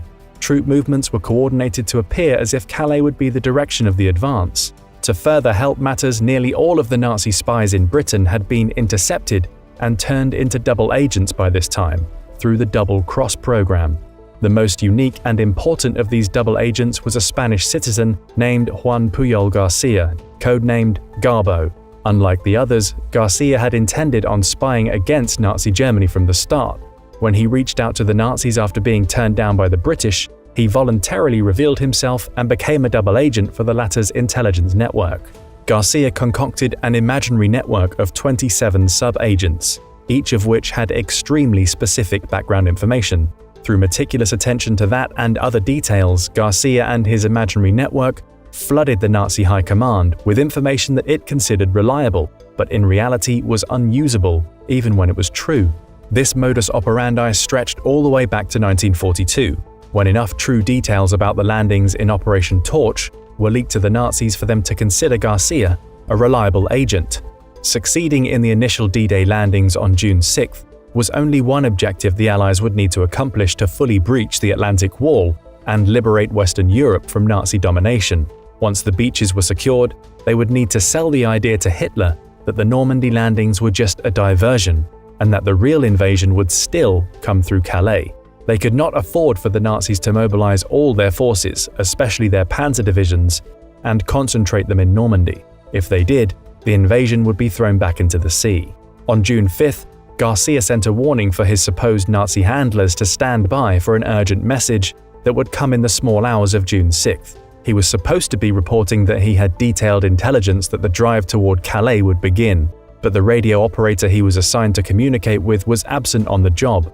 This act of carelessness permitted Garcia to inform the Nazis about some more true details about the actions at Normandy than the Allies had originally intended, but as usual, too late for them to take action. Garcia added further to his credibility with an insult: "I cannot accept excuses or negligence. Were it not for my ideals, I would abandon the work." Then on June 9th, Garcia informed the German High Command that the real landings would still come at Calais, showing bogus documents that supposedly revealed elaborate organization for an invasion plan involving the Patton-commanded Fusag. For Hitler, who believed that Calais would be the likeliest point for an invasion all along, these messages were especially convincing because they seemed to confirm his belief in his own military genius. Von Rundstedt also fell hook, line, and sinker for the deception. The result was that few of the panzers were used against the Allies in the critical phase of Operation Overlord. On July 29th, almost 2 months after D-Day, Hitler awarded Garcia the Iron Cross for his extraordinary services to Germany. Even in August, many of the German forces, including 2 armor divisions and 19 infantry divisions, were stationed in Calais, watching for an invasion that would never come. By that time, it was far too late for the Nazis to throw the Allies back into the English Channel. With his unfounded self-confidence as a military leader and the incoherent command structure he created as an expression of it, Hitler ruined his chance to stop the Allies from breaching the Atlantic Wall and opening a war on 2 fronts. As fate had it, Hitler was right about one thing. His warning in Directive 51 the year earlier became a reality. His last roll of the dice in the Battle of the Bulge failed that December and January. In less than a year after D-Day, Hitler shot himself in the head, in confinement in his Berlin bunker, with the forces of the Soviet Union he had been so confident about invading closing in rapidly on his position. Dictators have a tendency to be megalomaniacs. It is perhaps this personality trait that causes them to seek power in the first place. However, once in power, the tendency toward megalomania will be naturally reinforced. Combine the already unstable personality of someone like Hitler with a grandiose millenarian ideology and the absolute power of a dictator, and you get the ingredients for self-destructive decisions, made in the absence of informed criticism. More competent people are afraid to speak up for fear of being overruled, or worse. Adolf Hitler was far from the only dictator, before or since, to exhibit this set of behaviors, but he is the most infamous, not only because of the war and genocide that he started, but because of the stupendous errors he made in conducting it. On many occasions, Hitler could have prevented defeat if he had made different decisions, but he seemed to make the wrong one each time. But what do you think? What other errors did Hitler commit that caused him to lose the war? Be sure to let us know in the comments. Also, don't forget to subscribe for more military analysis from military experts. The Battle of the Bulge marked Hitler's last desperate gamble. With Germany retreating on all fronts and deteriorating conditions at home, Hitler aimed to push the Western Allies out of the war before focusing on the Soviet Union. Similar to 1940, German tanks aimed to breach the Ardennes and seize Antwerp. They amassed over 300,000 troops, 2,100 tanks, and 1,900 artillery pieces against just 80,000 unprepared American soldiers. But it wasn't 1940, and the circumstances were vastly different. Join us today as we dive into the story of the Battle of the Bulge and how American grit halted Hitler's last-ditch strike. When Thomas Krebs enlisted in the United States Army, he dreamed of seeing the world. He never guessed he'd be spending Christmas 1944 in an open field outside a picturesque French village liberated by the Allies just a few months prior. The fresh-faced, wide-eyed 19-year-old American GI had been enjoying the snowy French countryside for just 1 week when his unit received emergency orders reassigning it from the US 9th Army to the 1st Army located to the northeast in Belgium. The date was December 16, 1944. Every minute mattered. Earlier that day, German forces staged a massive surprise attack through the dense Ardennes forest deep into Allied lines.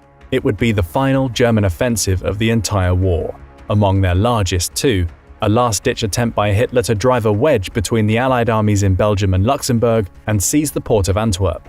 This logistical lifeline, Hitler fanatically asserts, is the principal supply node fueling the Allied thrust into Germany. Enmeshed in fighting on the Eastern Front, Hitler is convinced that if the Wehrmacht can get to Antwerp and encircle their enemies, the Allies will sue for peace, granting Germany at long last an operational reprieve to close up shop on the Western Front, relocate its forces east, and face the Soviets head-on. Hitler's strategic myopia would ultimately deceive him. He severely underestimated the resilience of the Allied soldiers his men would encounter along the way.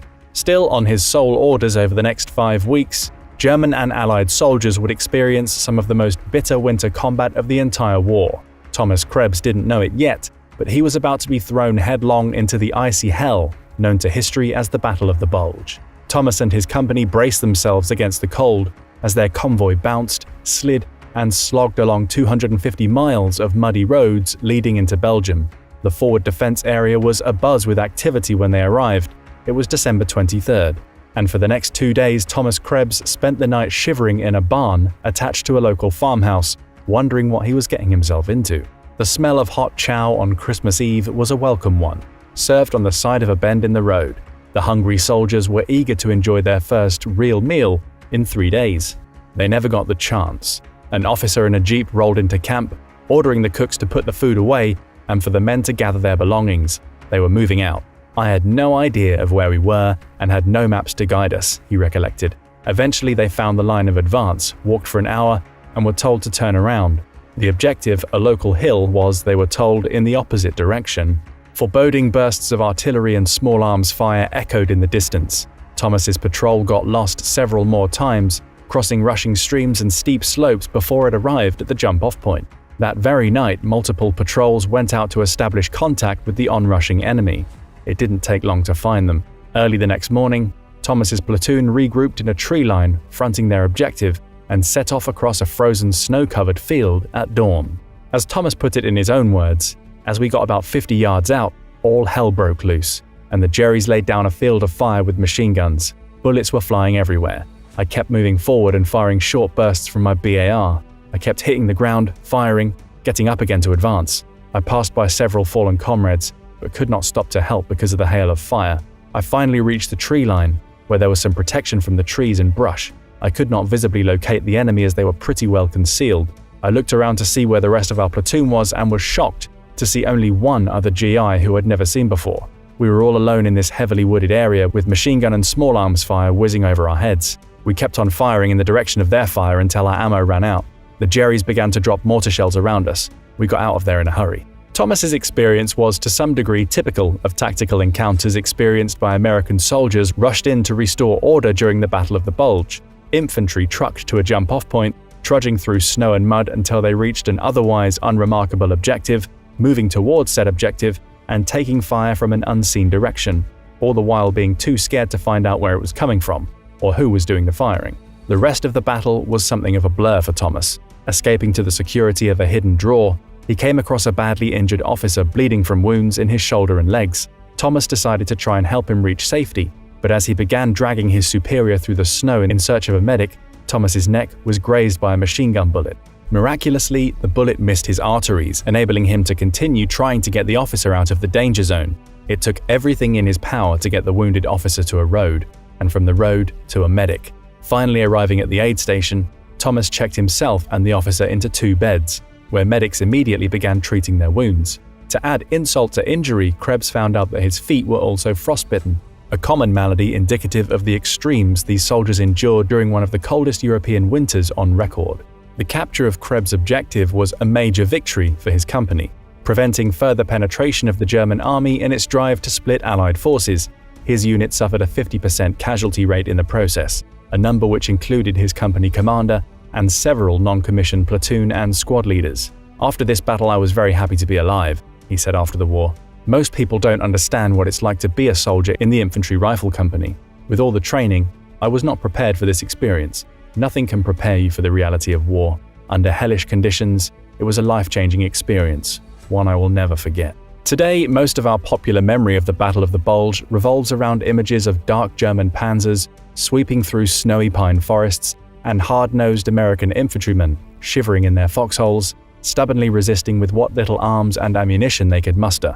These efforts to block key access to the crossroads the Germans needed to reach the coastal port of Antwerp were crucial to the battle's outcome, but they don't tell the whole story. Hitler had 3 armies poised to attack what was then known as the Ghost Front on December 16th. Nearly 500,000 men assembled in secret, along with 4,000 assault guns, tanks, and artillery, most of them members of Hitler's best SS divisions. They would strike one of the most vulnerable sectors of the Allied lines, one held by soldiers like Thomas Krebs, fresh out of basic training at Camp Croft, South Carolina, recent arrivals in Europe, and lacking any form of combat experience whatsoever.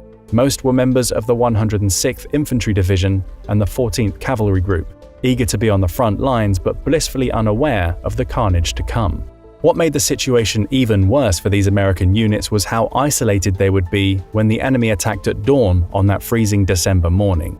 What traditionally had given American divisions an edge at this stage of the war was their material and aerial supremacy. Since D-Day, they had dominated the skies overhead, and despite the quality of German armor and artillery on the ground, deployed such overwhelming quantities of each as to confer on the average infantryman a much greater chance of success. Thick clouds and fog rendered much of this advantage obsolete. In the battle's early stages, the Germans took full advantage, advancing under a barrage conducted by the greatest concentration of guns since the Normandy landings. The American lines were inundated with German shellfire, the men bracing themselves as the enemy advanced out of the morning mist. The front-line American defenses collapsed immediately. The center German army group bulged directly into Belgium, headed straight toward the Belgian coastline, while its 2 adjoining armies slowly fled north and southwest. The Germans were hamstrung by challenges of their own. Panzers were formidable, but like all armored units, tied to strings of vulnerable supply trucks trailing behind. Delays transporting fuel to the front, like detours off-road, threatened to freeze the entire assault force in its tracks. In the harsh weather conditions, armored vehicles and mechanized infantry could not stray off paved roads or veer into the countryside to encircle American positions, canalized instead into vital urban choke points they hoped to quickly overwhelm. The most vital of these was Bastogne, held by battle-hardened veterans of the US 28th Infantry Division. None of the American defenders at Bastogne harbored any illusions of matching the Germans punch for punch. The division had been fighting hard for months. They lacked supplies, the weapons, and the support to deliver any knockout blow. They'd have to win this battle on points, absorbing as much damage as they could, and buying their allies enough time to scramble reinforcements to the collapsing front and restore order to the Ardennes. Major General Troy Middleton, the American Corps commander responsible for the defense of Bastogne, devises a defense plan he hopes he can stop the German advance. Patching together groups of infantrymen, half-tracks, artillery, jeeps, mortar, and machine gun teams in a ring around the village, Middleton stakes his men as a tripwire, a sacrificial lamb he knows must stop the Germans from getting to the crossroads beyond and, subsequently, into the vulnerable rear of the Allied lines. Middleton's problem at first wasn't the enemy, but the traffic. Long lines of haggard American soldiers seeking refuge from the chaotic opening salvos of the battle flowed rearward, while Middleton's men pushed forward, clogging the roads with a target-rich environment the Germans capitalized on with a vengeance. Lead tanks from the elite Panzer Lehr Division unleashed a barrage of rounds from their 75mm cannons. sending the Americans into panic. 100 vehicles and their occupants were lost. Strangely, the Germans did not press their advantage, opting to hold a line around the village while mobile units learned more about the positions of the American defenders. Rumors of an American armored division in the area momentarily held up the German assault, prompting the 2 German armored divisions and accompanying infantry to methodically encircle the town. As the 2 sides wrestled for control of the village's outskirts, they frequently came into contact with each other, amplifying the degree of unpredictability draped over the whole affair. Allied leaders scrambled to identify suitable units to reinforce Middleton's beleaguered garrison. They find the American 101st Airborne Division, the Screaming Eagles, of Band of Brothers fame, in reserve, paratroopers with elite pedigree, battle experience, and enough mobility to get them into the fight immediately. The 101st had been preparing to transfer to the Pacific, when suddenly ordered to proceed to Belgium at 4 a.m. Without crew-serve weapons, winter clothing, or rifles, most of them were stunned. Loaded onto open trucks like cattle, the airborne soldiers were driven to the front under a dreary sheet of cold rain. Thrown into a situation more reminiscent of a stagnant medieval siege than the lightning maneuver warfare they were trained for, the paratroopers would lack almost every form of armor, artillery, and anti-tank vehicles most units would employ against elite panzer divisions. They would fight using only the gear they could strip from dazed Americans marching past them in retreat, and anything else they could carry into Bastogne on their backs. They arrived in Bastogne mere hours before the Germans attacked. The German hesitation has cost them an easy victory. Scrambling forward to meet the thrust, the paratroopers frantically dug in. Lieutenant Frank Gregg, a member of the 101st Airborne Division present in Bastogne, remembers his simple orders to get up this road here, run into the Germans, and stop them. They were attacking with divisions, the Germans were, he said in a post-war interview. I had one rifle company with about 100 men. The fighting conditions were about as suboptimal as it got during World War II, though perhaps not as bad as being stuck in a rainy jungle dugout in the Pacific or frozen solid for long stretches on the Eastern Front. Fighting from a foxhole in Bastogne nevertheless meant enduring cold, filthy, and inhospitable conditions. Underground shelters were prone to fill with water. Soldiers under observation could not get out to relieve themselves. There were never enough wool blankets to stay warm. You had to cook, eat, and sleep right where you were, living under the omnipresent fear of death. According to one paratrooper, the ground was so frozen it was absolutely impossible to dig a foxhole with any type of tool that we had. Instead, they took TNT and detonated them on the ground. The resulting holes were such that instead of having 1 or 2 persons in a foxhole, they blasted out so much dirt that we could fit 6 or 8 people in the resulting crater. Temperatures hovered at 15 below zero. Snow fell overnight to one's knees. Food was sparse. The paratroopers' leather boots were not winter-rated and became soaked in a matter of hours. Trench foot was common, as was frostbite and hypothermia. Few had overboots. Few had warm smocks as the Germans did. Medical supplies and qualified medical staff were nowhere to be found. While the paratroopers fought to defend Bastogne, the Allied High Command held a conference to discuss the best course to lift the siege. General Dwight D. Eisenhower, Allied Supreme Commander in Europe, had 2 options at his disposal: Montgomery's British forces to the north and Patton's Third Army to the south. He asked both who could get there faster. When Montgomery claimed he could pivot his army in 2 short weeks, a quick turnaround for a force that size, Patton retorted that he could shift the axis of attack in 2 days.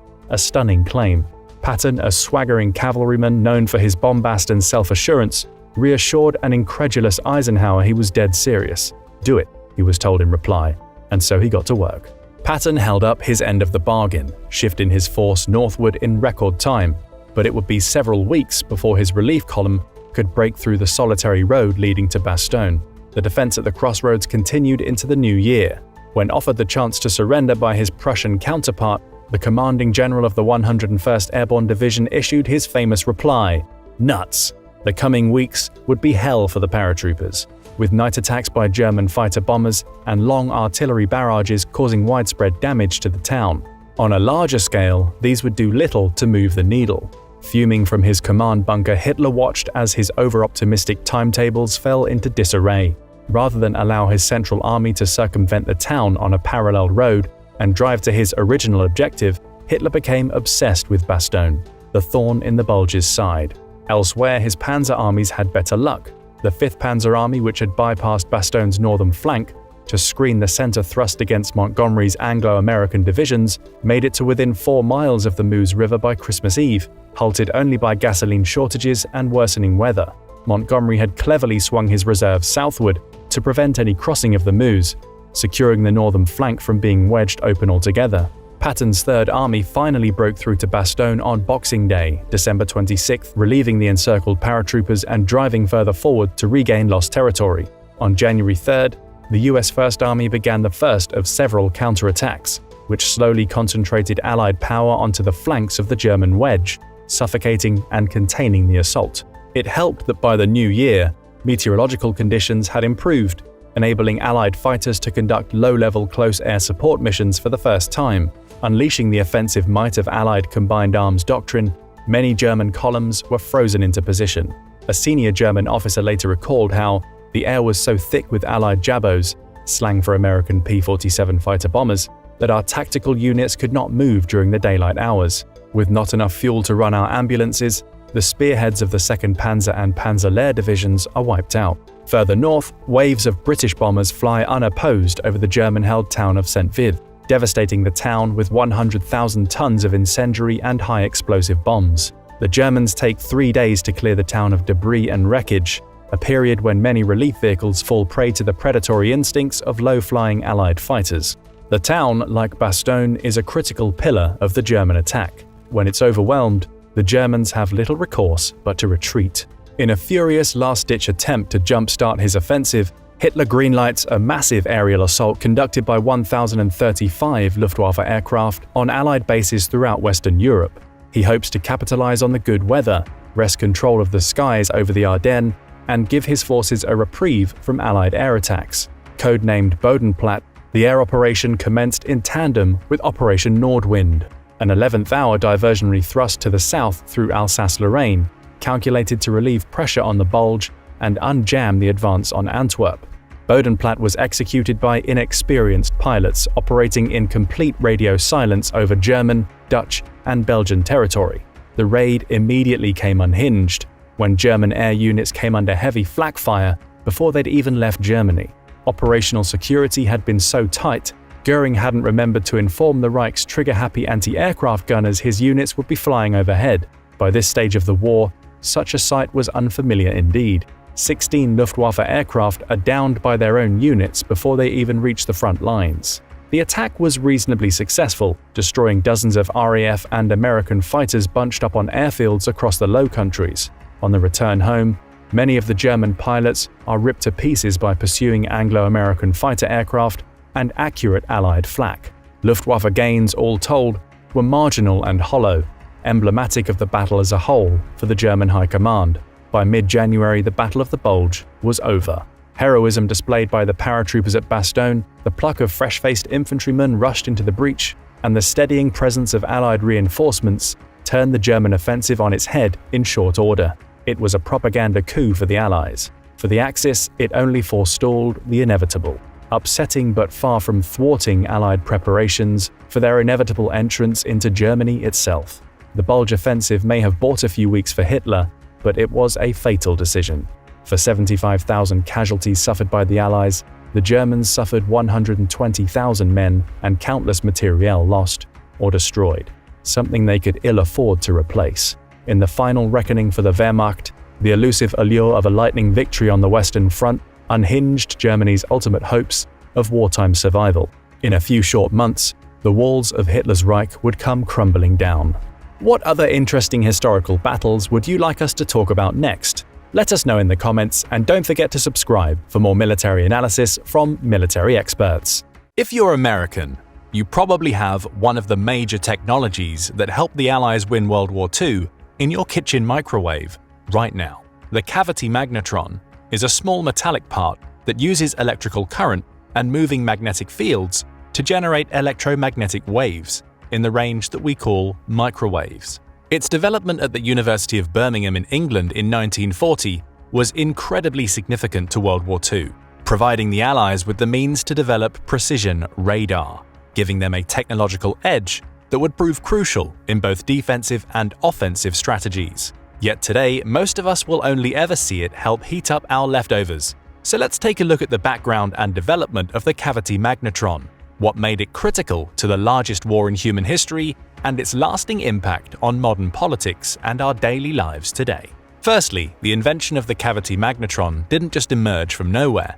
Engineers had been making waves with magnets and electromagnetic currents for over 4 decades by the time it was developed, but only by the 1930s could those waves be generated in controlled environments, with the use of carefully designed vacuum tubes. These early models were made to generate and amplify electromagnetic waves in settings like radio. The problem is that generating waves isn't very useful unless you have a device which can also receive them, which led to numerous innovations in wave reception as well. The first attempts to send out and receive electromagnetic waves being bounced off objects actually came from a series of theoretical equations by Scottish physicist James Clerk Maxwell in the 1860s. Heinrich Hertz, the man whose name would later be attached to that frequency, showed in his 1867 experiments that electromagnetic waves bounced off of metal surfaces and other electrically conductive materials. Later experiments by Hertz and other scientists showed that electromagnetic waves actually behaved just like visible light, able to be reflected, refracted, and polarized. This led to the understanding of an entire electromagnetic spectrum of waves, including visible light and radio waves. Italian radio pioneer Guglielmo Marconi noted in 1899 in an experiment that radio waves were being reflected back to his beacons, located on the Salisbury Plain in England. Over the next 2 decades, Marconi continued to develop the technology, generating waves that could be reliably reflected back, and suggesting to him that they could replace lighthouses for navigation, helping avoid collisions between ships on stormy seas. Interest in the potential of harnessing these waves increased further in 1915, when Robert Watson Watt, a Scottish meteorologist, started using radio signals generated by lightning strikes to track thunderstorms. His work led to the use of screens called oscilloscopes to display the signals created by the lightning. The development of the magnetron was continued in different areas in the 1920s, but remained of little practical use in military operations. However, after World War I, Britain's Air Ministry took interest in radio-based technology as it started researching air defences in the mid-1930s. As another conflict in Europe loomed on the horizon, the British government established a committee which planned to use the developments in electromagnetic technology to detect and identify enemy aircraft. Scientific investment in R&D over the next few years led to the creation of the Chain Home Network, a radio-based detection and ranging system known as radar that covered the British coastline facing continental Europe.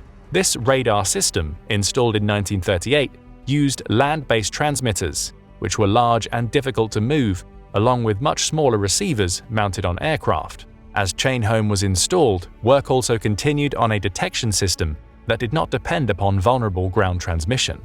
There were several reasons behind this shift. Due to Chain Home's significant limitations, one major drawback was that the system used longer wavelengths over 1.5 meters. As objects must be larger than the wavelength used to observe them, Chain Home would often miss smaller but still crucial targets. The second issue was that the fixed transmitter positions made identifying the location of targets rather difficult. In order to be truly effective, radar needed to be both small enough to be mounted on airplanes and boats, and to use a much smaller wavelength for detection. And this is where the cavity magnetron entered the picture. In 1940, at the height of the German bombing campaigns over England, the first magnetron was created. The first working prototype was created by British physicists John Randall and Harry Boot, essentially a small valve-like device which could produce microwaves only 10 centimeters in wavelength. Despite creating it nearly by accident, Randall and Boot, along with other scientists, immediately recognized the vast potential of the device, which was smaller than a dinner plate, used a much shorter antenna, and produced short wavelengths with high power. It generated these microwaves by using the interaction of a stream of electrons with a magnetic field, while moving past a series of cavity resonators, or small open cavities in a metal block. Electrons pass by the cavities and cause microwaves to oscillate within, similar to how a whistle produces noise when the stream of air is blown past its opening.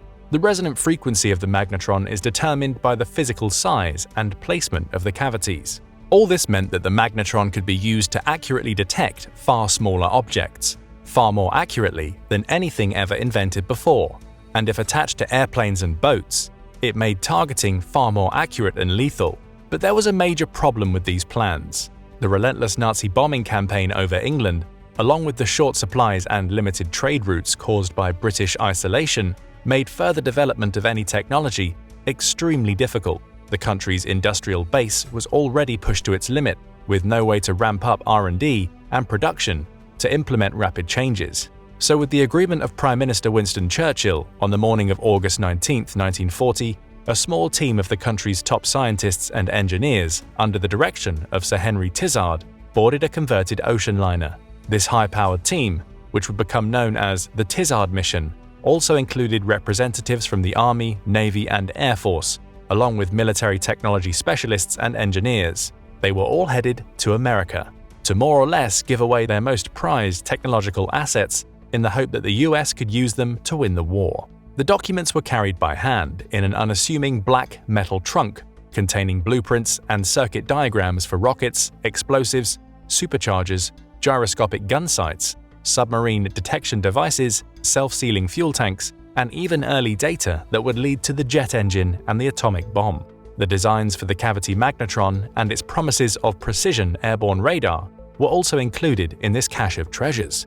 And as was later revealed, the so-called Tizard's briefcase was almost lost before it ever left Britain by radar expert Dr. Edward Taffy Bowen, who was charged with seeing it safely to America. First, Bowen had to take a black cab across London, but the cabbie refused to let the clunky metal chest inside, so Bowen had to strap it on the top of the cab and hope that the country's most valuable secrets wouldn't fall off the roof rack.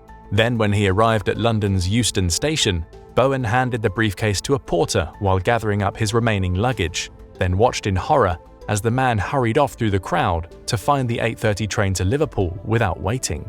Bowen eventually waded through the crowd and got the briefcase back before he boarded the train, narrowly avoiding another of the most potentially catastrophic moments in modern history.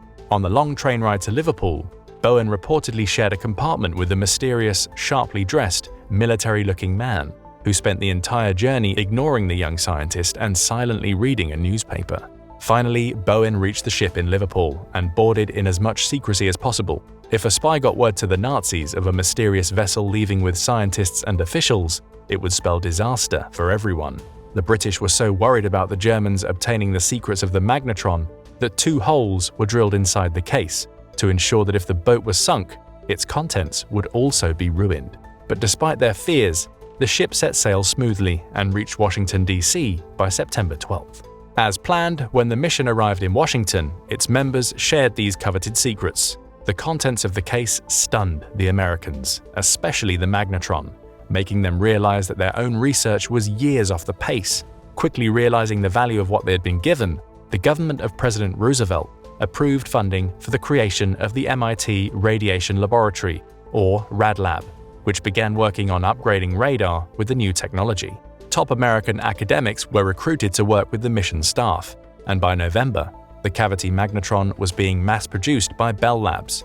By early 1941, portable airborne radar had been developed and fitted to hundreds of American and British planes. And while it closed down at the end of the war, the MIT lab employed close to 4,000 people at its peak and developed over 100 different radar systems, using the magnetron in a 5-year span.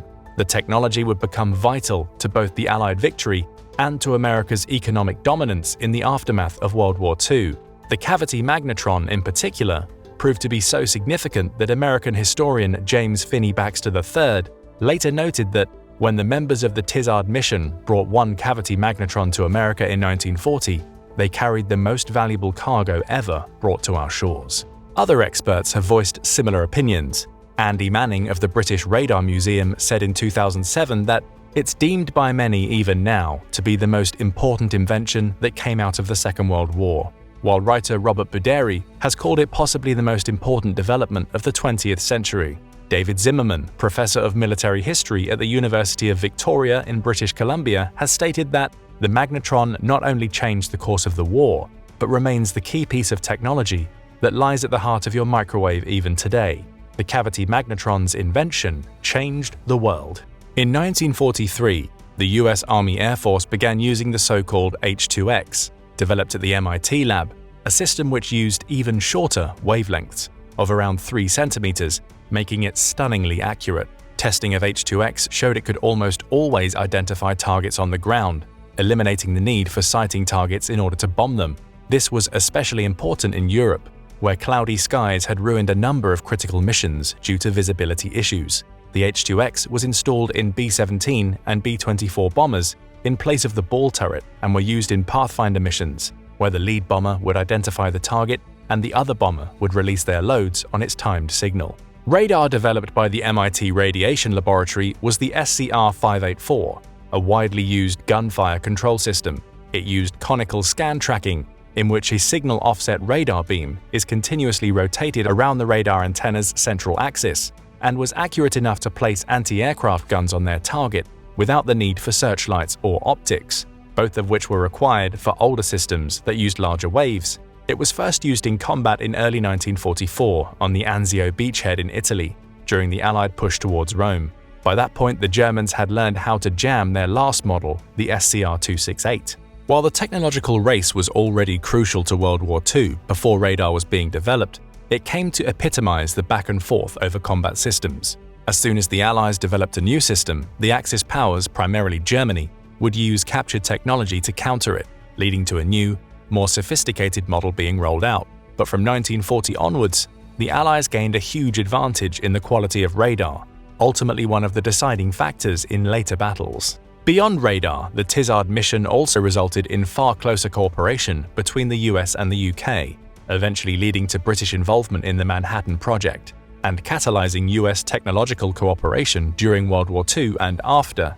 This formed one of the bases for the so-called special relationship between the countries, a level of cooperation in trade and commerce, military planning, execution of military operations, nuclear weapons technology, and intelligence sharing that has been described as unparalleled among major world powers. By freely giving the US access to Britain's most valuable military secrets during wartime, Churchill established a tradition which lasts to the present day and helped turn the tide of the war. Of course, the development and widespread usage of magnetron-enabled radar didn't happen without some real disasters as well. In April and May of 1944, for instance, several British de Havilland Mosquito planes were equipped with H2X radar and used to map Germany, but the otherwise capable Mosquitoes, which had wooden frames and older electronics, would sometimes explode when the radar overloaded the circuits, and missions using them in this way ended in 1945. There were also issues with spreading radar to civilian life after the war. Of these was the imbalance between the addition of radar during the war and afterwards. In hindsight, it's obvious that civilian aviation would need radar too, given how quickly it was expanding. In 1945, at the war's end, US domestic airlines carried 7 million passengers, and by 1955, this had risen to 38 million. And the busier the skies, the more useful radar would be at preventing collisions. But rollout was slow and patchy. While some airports installed radar systems, many did not or could not afford to. So despite the huge technological leaps during the war, in the decade afterwards, most planes in US airspace weren't tracked at all. Pilots submitted their flight plans in advance, which, in theory, ensured that no two planes were in the same place at the same time, but avoiding collisions ultimately came down to a mantra: see and be seen. Inevitably, however, this did not always work. As late as 1956, there were deadly civilian plane crashes which could have been stopped by technology invented more than a decade earlier. The end of the war also led to other uses of the cavity magnetron, as American inventor and Raytheon employee Percy Spencer invented the microwave oven in 1946 with the technology from radar systems, naming it the radar range. By the late 1950s, microwave ovens were being mass-produced and soon became a fixture of American households. Entry into civilians' daily lives completed the strange path of the cavity magnetron, from an accidental discovery in Britain's darkest hour, to a nearly disastrous trip to the US, to the technology which beat back the Nazis, and finally into our modern passenger planes and the kitchens of millions of people. While the radar systems of today are more advanced than scientists from the 1940s could even imagine, they all have their origins on the fateful day in 1940.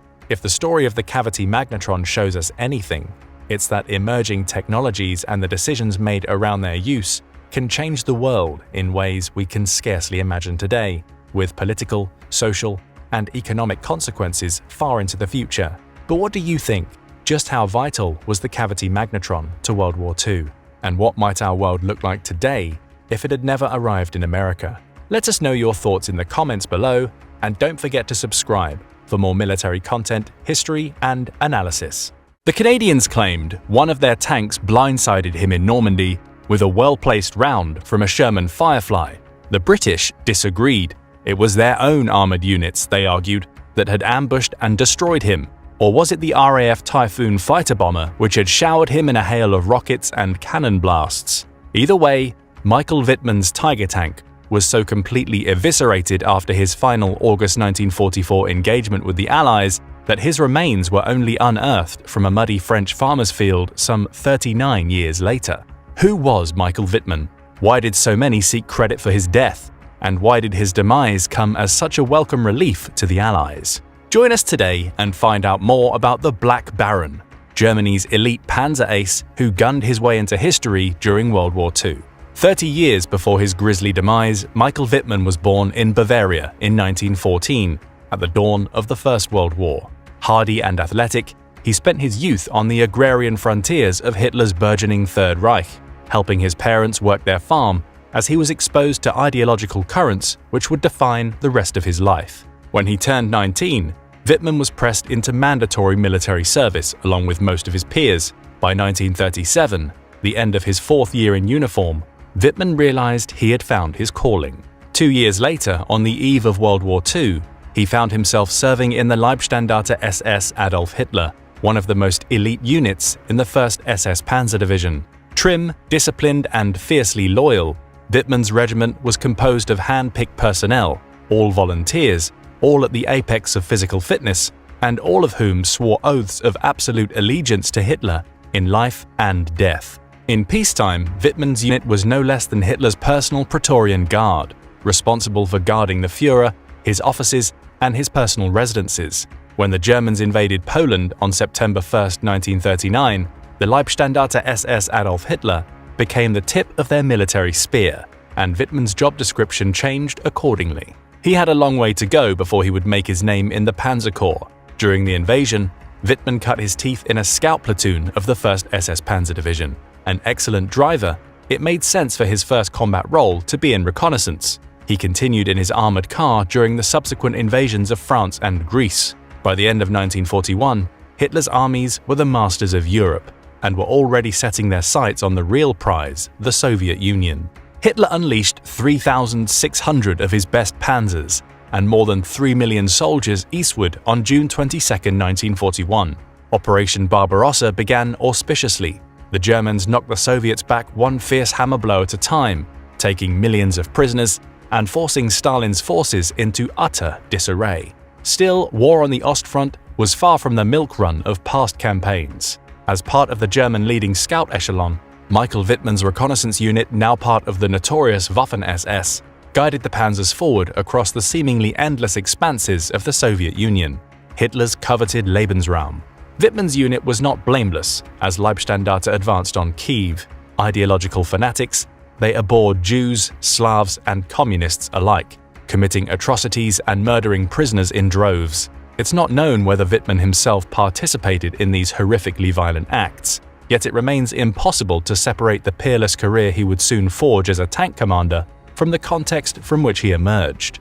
Several weeks later, Wittmann received his first taste of Soviet fury. In a sleepy village known as Zhytomyr, some 200 miles west of Kiev, an armored column made up of dozens of Soviet T-34 tanks thrust toward the Leibstandarte. The T-34 was a formidable armored vehicle. Light and agile, weighing in at 26 tons, each Soviet tank had heavy, sloping armor to deflect incoming shells and a powerful 76.2mm gun. Outclassing everything the Germans could field, their sudden attack came as a shock. During this engagement, things kicked up a notch for Wittmann. Wittmann's superiors order him to commandeer a Sturmgeschütz, or Stug 3 assault gun, to gather intelligence on the Soviet attack. It was a step up from his old armored car, and so setting off to the high ground near the German positions, Wittmann went to see if he could find out where the Soviets were headed. Over the next 24 hours, Wittmann had an almost unbelievable baptism by fire. Cresting the ridge, he spotted 2 groups of T-34s converging on their position, 6 from the northeast and 12 more from the east, 18 in all. He had to act fast. Bearing down on the incoming Soviets from high ground, he could certainly inflict some damage, but he was comically outgunned. Driving a turretless fixed artillery piece on tank treads designed for infantry support rather than out-and-out tank combat. Not only that, he also had orders to refrain from firing until the Germans could organize their defense. Wittmann made the snap decision to back off the high ground. Wheeling his Stug 3 back into a better ambush position, he and his crew had to act decisively. The Stug's fixed cannon could only traverse 24 degrees, and therefore depended almost entirely on the driver's ability to get it aimed in the right direction, in this case straight at the incoming enemy. Early evidence of the maverick and aggressive reputation for which he would later become famous, Wittmann disobeyed orders, ordering his crew to open fire on the lead tank as it crested the hill. The tank exploded in a shower of fire and sparks, a direct hit. A second, then a third T-34 surged ahead over the hill. Wittmann knocked the second out too, but was driven back into the woods by the sheer mass of the enemy assault. The low profile of the Stug came in handy. In another engagement, Wittmann narrowly avoided an enemy round, and his gunner destroyed a third tank. Before a fourth T-34 could hit the side of Wittmann's vehicle, his driver swiveled around and the gunner knocked off its treads. In a direct confrontation with 3 final tanks, Wittmann scored direct hits on 2, forcing the third into retreat. On his first day of armored combat, alone in the woods and vastly outnumbered and outgunned by a company of enemy T-34s, Wittmann and his crew had single-handedly destroyed 6 of them. It was over in a matter of minutes. The Soviet armored attack had been stopped cold. Wittmann's praiseworthy maneuvering and accurate fire epitomized the Panzer Elite's ethos. His deeds were duly rewarded. He received an Iron Cross second class and was sent back to Bad Tolz, Germany to train as an officer in Heinrich Himmler's Waffen-SS. Wittmann repaid the confidence of his superiors in full, graduating as an SS second lieutenant and taking command of a Panzerkampfwagen 6, the fearsome German Tiger tank. It was just in time, too. Things were heating up on the Ostfront. After an unrelenting slew of victories, by early 1943, the 1st SS Panzer Division had reached the outskirts of Moscow. The Tiger was perfectly suited to battle the T-34. Bulky and heavy, it boasted 100mm frontal armor, making it virtually impregnable to enemy shells from head-on, as well as an 88mm main gun, which could easily slice through the armor of a T-34 from up to 2 kilometers away. It was, bar none, the best tank in the world, and in the hands of a man who was quickly proving himself to be one of the world's best tank commanders, it proved a deadly combination. Wittmann had already amassed an impressive record by the time the tide began to turn against Germany in the east. By the summer of 1943, Wittmann had managed to knock out 25 T-34 and 34 anti-tank guns, more than enough to upgrade his commendation to the Iron Cross First Class. The Soviet assault at Kursk initiated the largest tank battle in world history, a stage where Wittmann could amply display his prodigious talents as a tank commander. The Soviet salient, looping hundreds of miles around the western Russian city, was so broad it threatened to engulf Germany's forces, hanging on for dear life on either end. Hitler ordered his commanders to retake the initiative, staging a sweeping pincered counterattack with 900,000 troops and 2,700 tanks and mobile assault guns.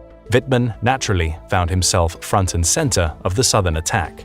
The attack, known as Operation Citadel, ultimately miscarried, in part because the Soviets surmised the German attack beforehand and had withdrawn their main forces from the obviously threatened positions within the salient. They encountered dense anti-tank defenses and minefields, managing in the first week to advance just a few dozen miles on either front. While the battle reached its climax, the Soviets staged a sweeping counterattack, one so successful it all but dashed Germany's hopes of ever conquering their country. That did not stop Wittmann from adding to his impressive record during the chaotic battle. To say the killing fields around Kursk were a target-rich environment would be a massive understatement. German infantry and armored units were outnumbered more than 2 to 1.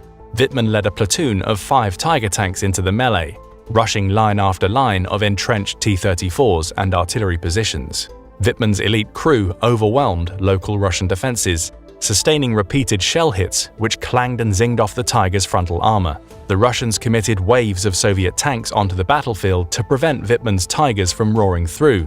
On the first day alone, Wittmann destroyed 8 of them. This in addition to 12 more anti-tank guns. Wittmann's success was predicated on the smooth teamwork he promoted among his crew members. As the Panzer leader, he had to verbalize clear orders to the loader, gunner, driver, and radio man, all while maintaining situational awareness in the heat of battle. The Germans called their tightly coordinated interactions Zusammengespiel, or playing together. Wittmann's cool head and masterful ability to predict ambushes and gauge the flow of battle made him a natural conductor of the intricate and technical nuances of armored warfare. He was so good that 5 days later, when his superior officer was killed at the height of the battle, Wittmann was promoted to command his entire panzer company, just as the Soviets prepared to unleash a last-ditch counterattack. Engaged in almost non-stop fighting to this point, according to one commentator, he and his crew had already destroyed or damaged 30 tanks, 28 anti-tank guns, 2 full batteries of artillery, and one of those trucks that drives around and ladles out borscht for $2 a bowl. In the oncoming path of over 100 Soviet T-34s near the small town of Prokhorovka, Wittmann's tanks arrayed themselves on the high ground overlooking the relatively open terrain nearby. They could see dust kicking off the treads of onrushing T-34s in the distance. It was open season for the Tigers. Their 88mm guns could hit the Russians far before the Russians could hit them. As the T-34s attempted to close the gap, the Tigers opened fire from 800 meters away. One by one, the T-34s went up in flames. The others continued ahead under withering fire, closing the distance 1 hellish meter at a time until the two sides collided. It was absolute chaos. Wittmann was made for duels like these. His crew's ability to fire on the move prevented the Soviets from zeroing in on the tank's vulnerabilities.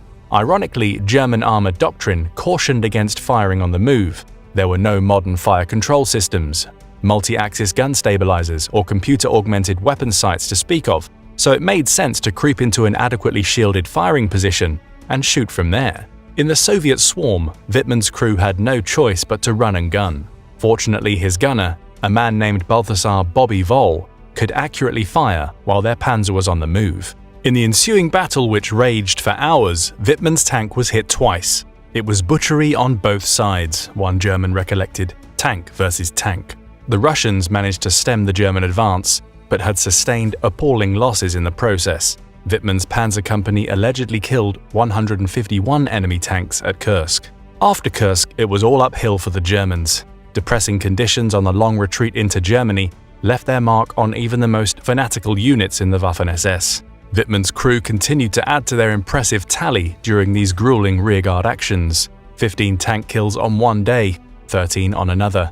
In one memorable encounter, Wittmann used his Tiger tank as bait, drawing fire from Soviet anti-tank guns which had been devastating retreating German columns until they had revealed themselves. Retreating back over the crest of the hill, Wittmann's tanks relocated astride the anti-tank positions, rushing and overrunning them from their blind spot. Post-engagement reports noted how Wittmann's Tiger had been pockmarked with more than 28 divots from enemy projectiles. He wasn't done. Driving forward undercover into the enemy's supply lines, he spotted an enemy convoy and, true to form, decided to attack the enemy vehicles headlong on his own. According to SS Sturmführer Walter Lau, Wittmann blasted the enemy with furious barrages of gunfire, crashed through the position, and positioned himself astride the enemy's supply road like a wolf in a herd of sheep. He placed his fiery mark on the road, smashing long lines of Soviet vehicles into junk and causing mass confusion among the Soviets. Starting with the lead and rear tanks, he trapped and methodically destroyed the convoy. It was a turkey shoot, and Wittmann seemed to be playing on easy mode. In action for less than 1 year on the Eastern Front, Wittmann's crew was credited with destroying 66 Soviet tanks, bringing his total kill tally up to 117. It was enough to earn him the Knight's Cross, Nazi Germany's second highest military award given for conspicuous valor and outstanding military leadership. He was promoted to first lieutenant shortly after, with his Knight's Cross upgraded with oak leaves. The award is conferred on Wittmann by no less than Adolf Hitler himself. He was a bona fide celebrity. By mid-1944, Germany was on the defensive everywhere, and Wittmann's World War II odyssey was far from over. On June 6th, the Allies invaded France, opening up a new front where his particular set of skills were desperately needed. It had taken his unit almost a week to reach the battlefield, pestered every mile by unrelenting Allied fighter bombers. Starting with 45 tanks, within 7 days there were just 6 serviceable heavy tanks. They were stationed near the French town of Villers-Bocage, a sleepy village on the Allied left in the path of incoming British and Canadian forces. There, Wittmann would somehow eclipse even his greatest achievements on the Eastern Front. 2 battalions of enemy armor were concentrating in the hills beyond the beachhead. They were preparing the anticipated breakout. Wittmann and his surviving Tigers were tasked with defending the crucial junction around Villers-Bocage and preventing the Allies from encircling Caen. On the morning of June 13, 1944, Wittmann started out from a concealed position under a dense shroud of trees, while elements of the British 22nd Armoured Brigade moved through the town. They had not expected the Allies to arrive so soon. Opportunistically, Wittmann let them get close, within 200 meters of his position, before springing a devastating ambush. As tank after tank rushed by, Wittmann later admitted, "Never had I been so impressed by the strength of the enemy as I was by those tanks rolling by." There were 138 tanks and armored vehicles in the Allied column, a force 23 times the size of Wittmann's own. To sit and wait was anathema to Wittmann's offensive spirit. He stood no chance of defending Villers-Bocage in a defensive and attritional set-piece battle. So he did what he always did.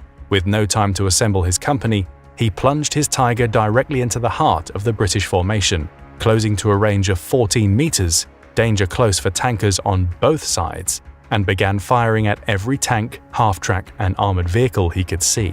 It was certainly brash, but somehow it worked. Packed onto the road like sardines, Wittmann's assault sent shockwaves of panic down the Allied line. There was simply no room to maneuver, nowhere to go. One Churchill tank erupted in flames, then another, a Sherman. The armored troop carriers in the middle of the convoy were exposed and duly destroyed in turn. They never left the road, Wittmann wrote. They were so surprised that they took to flight, but not with their vehicles. Instead, they jumped out, and I shot up the battalion's vehicles as I drove by. I drove toward the rear of the column along the same road, knocking out every tank that came before me. The enemy was thrown into total confusion. I was able to take out tanks as well as armored troop carriers. Then I drove straight into the town of Villers-Bocage. Pushing into the town, he came face to face with an entire company of Sherman Firefly tanks. A massive tank duel ensued, and Wittmann continued to inflict steep enemy losses. In all, his crew counted 21 Allied tanks destroyed. His luck had to run out sometime. By the time his tank reached the center of the town, an enemy anti-tank round knocked the tracks off his Tiger. Down, but not out. He continued to fire while exposed and immobilized, destroying several more vehicles in the process. It was a John Rambo moment, if ever there was one. He had little recourse but to abandon the tank with his crew, making their way back to the German forward headquarters. Their shocked superiors could hardly believe what they were hearing. Burning hulks of twisted metal lined the French roadway in and out of Villers-Bocage.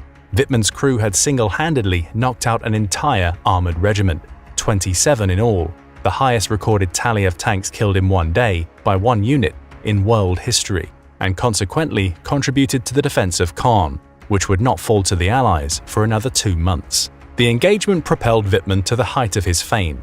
He was a hero of the Third Reich, promoted to captain, acting commander of his battalion, yet his stark upward trajectory was in direct contrast with the ruin befalling his beloved Reich. Perhaps Wittmann could have retired in peace to a tank school on the outskirts of Berlin, but he wanted to be where the action was. Returning to the Normandy front in early August 1944, the Allies were now primed to spring out of Caen and smash through the German lines leading into the Falaise Gap. Wittmann's unit, the 12th SS Panzer Division, was scrambled in to delay the advance of more than 300 Allied tanks, with an outrageously ambitious attack by just 8 tanks of their own.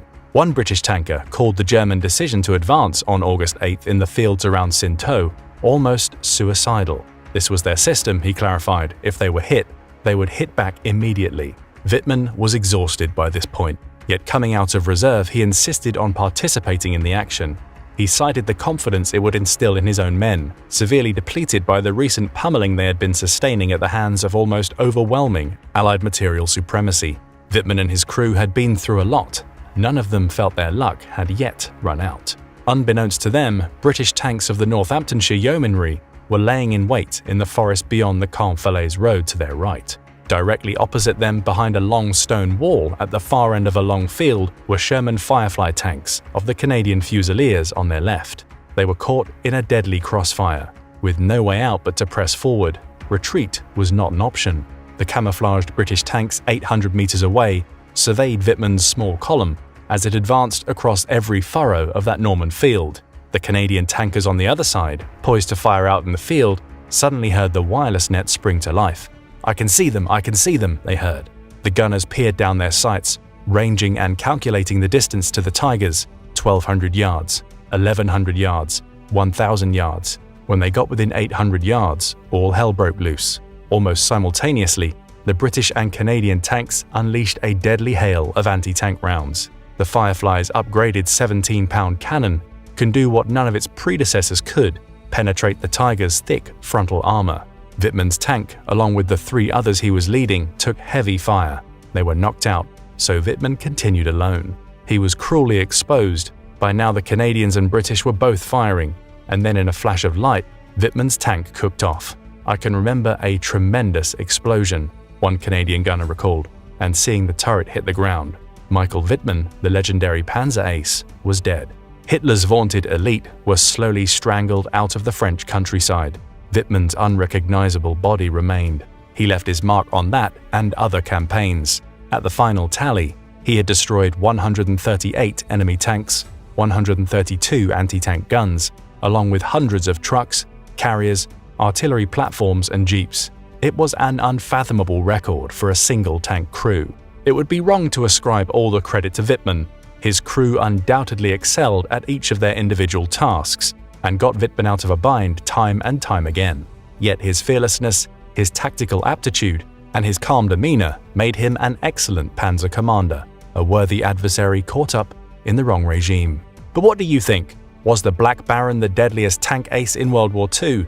Let us know in the comments, and don't forget to subscribe for more military analysis from military experts. How exactly do you steal a bomb? An atomic bomb, to be exact. Well, buckle in, our military experts are here to talk about it today.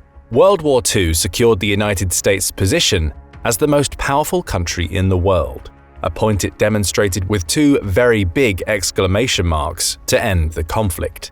America's use of the atomic bombs against Hiroshima and Nagasaki signaled to the world that it now had unprecedented power at its disposal. This was a point President Truman wanted to make as clear to Joseph Stalin, the dictator of the Soviet Union, as to the Japanese Empire. At the Potsdam Conference in Germany in July 1945, Truman hinted to Stalin about the bomb's existence, saying that the United States now had a new weapon of special destructive force in its arsenal. Truman later recalled that the Soviet dictator showed no unusual interest in what he had said, only that Stalin was glad to hear it and hoped that we would make good use of it against the Japanese. Why did Stalin show no unusual interest, at least in public? Because the Soviet dictator knew that Truman was talking about the atomic bomb. In fact, the American president learned of the weapon's existence after his Soviet counterpart did. Stalin played dumb at Potsdam, but he was determined to end the United States' monopoly on nuclear weapons as quickly as possible. Now you're about to see the story of how he did it in only 4 years, despite starting in a horrible place. In private, Stalin was enraged that the United States had developed a nuclear bomb so quickly and was so far ahead of the Soviet Union. There were good reasons for his anger. First, he correctly concluded that the America's possession of the weapon would set a hard limit on his expansionist ambitions in post-war Europe. Second, the United States' monopoly on nuclear weapons was an existential national security threat for the Soviet Union. Although peace and amity were the themes, after the victories over Germany and Japan in 1945, the Allies in World War II knew that the conflict had divided the world into 2 blocks, led by the 2 superpowers. First, there was the liberal, democratic, capitalist bloc, led by the United States. Second, there was the communist bloc, led by the Soviet Union.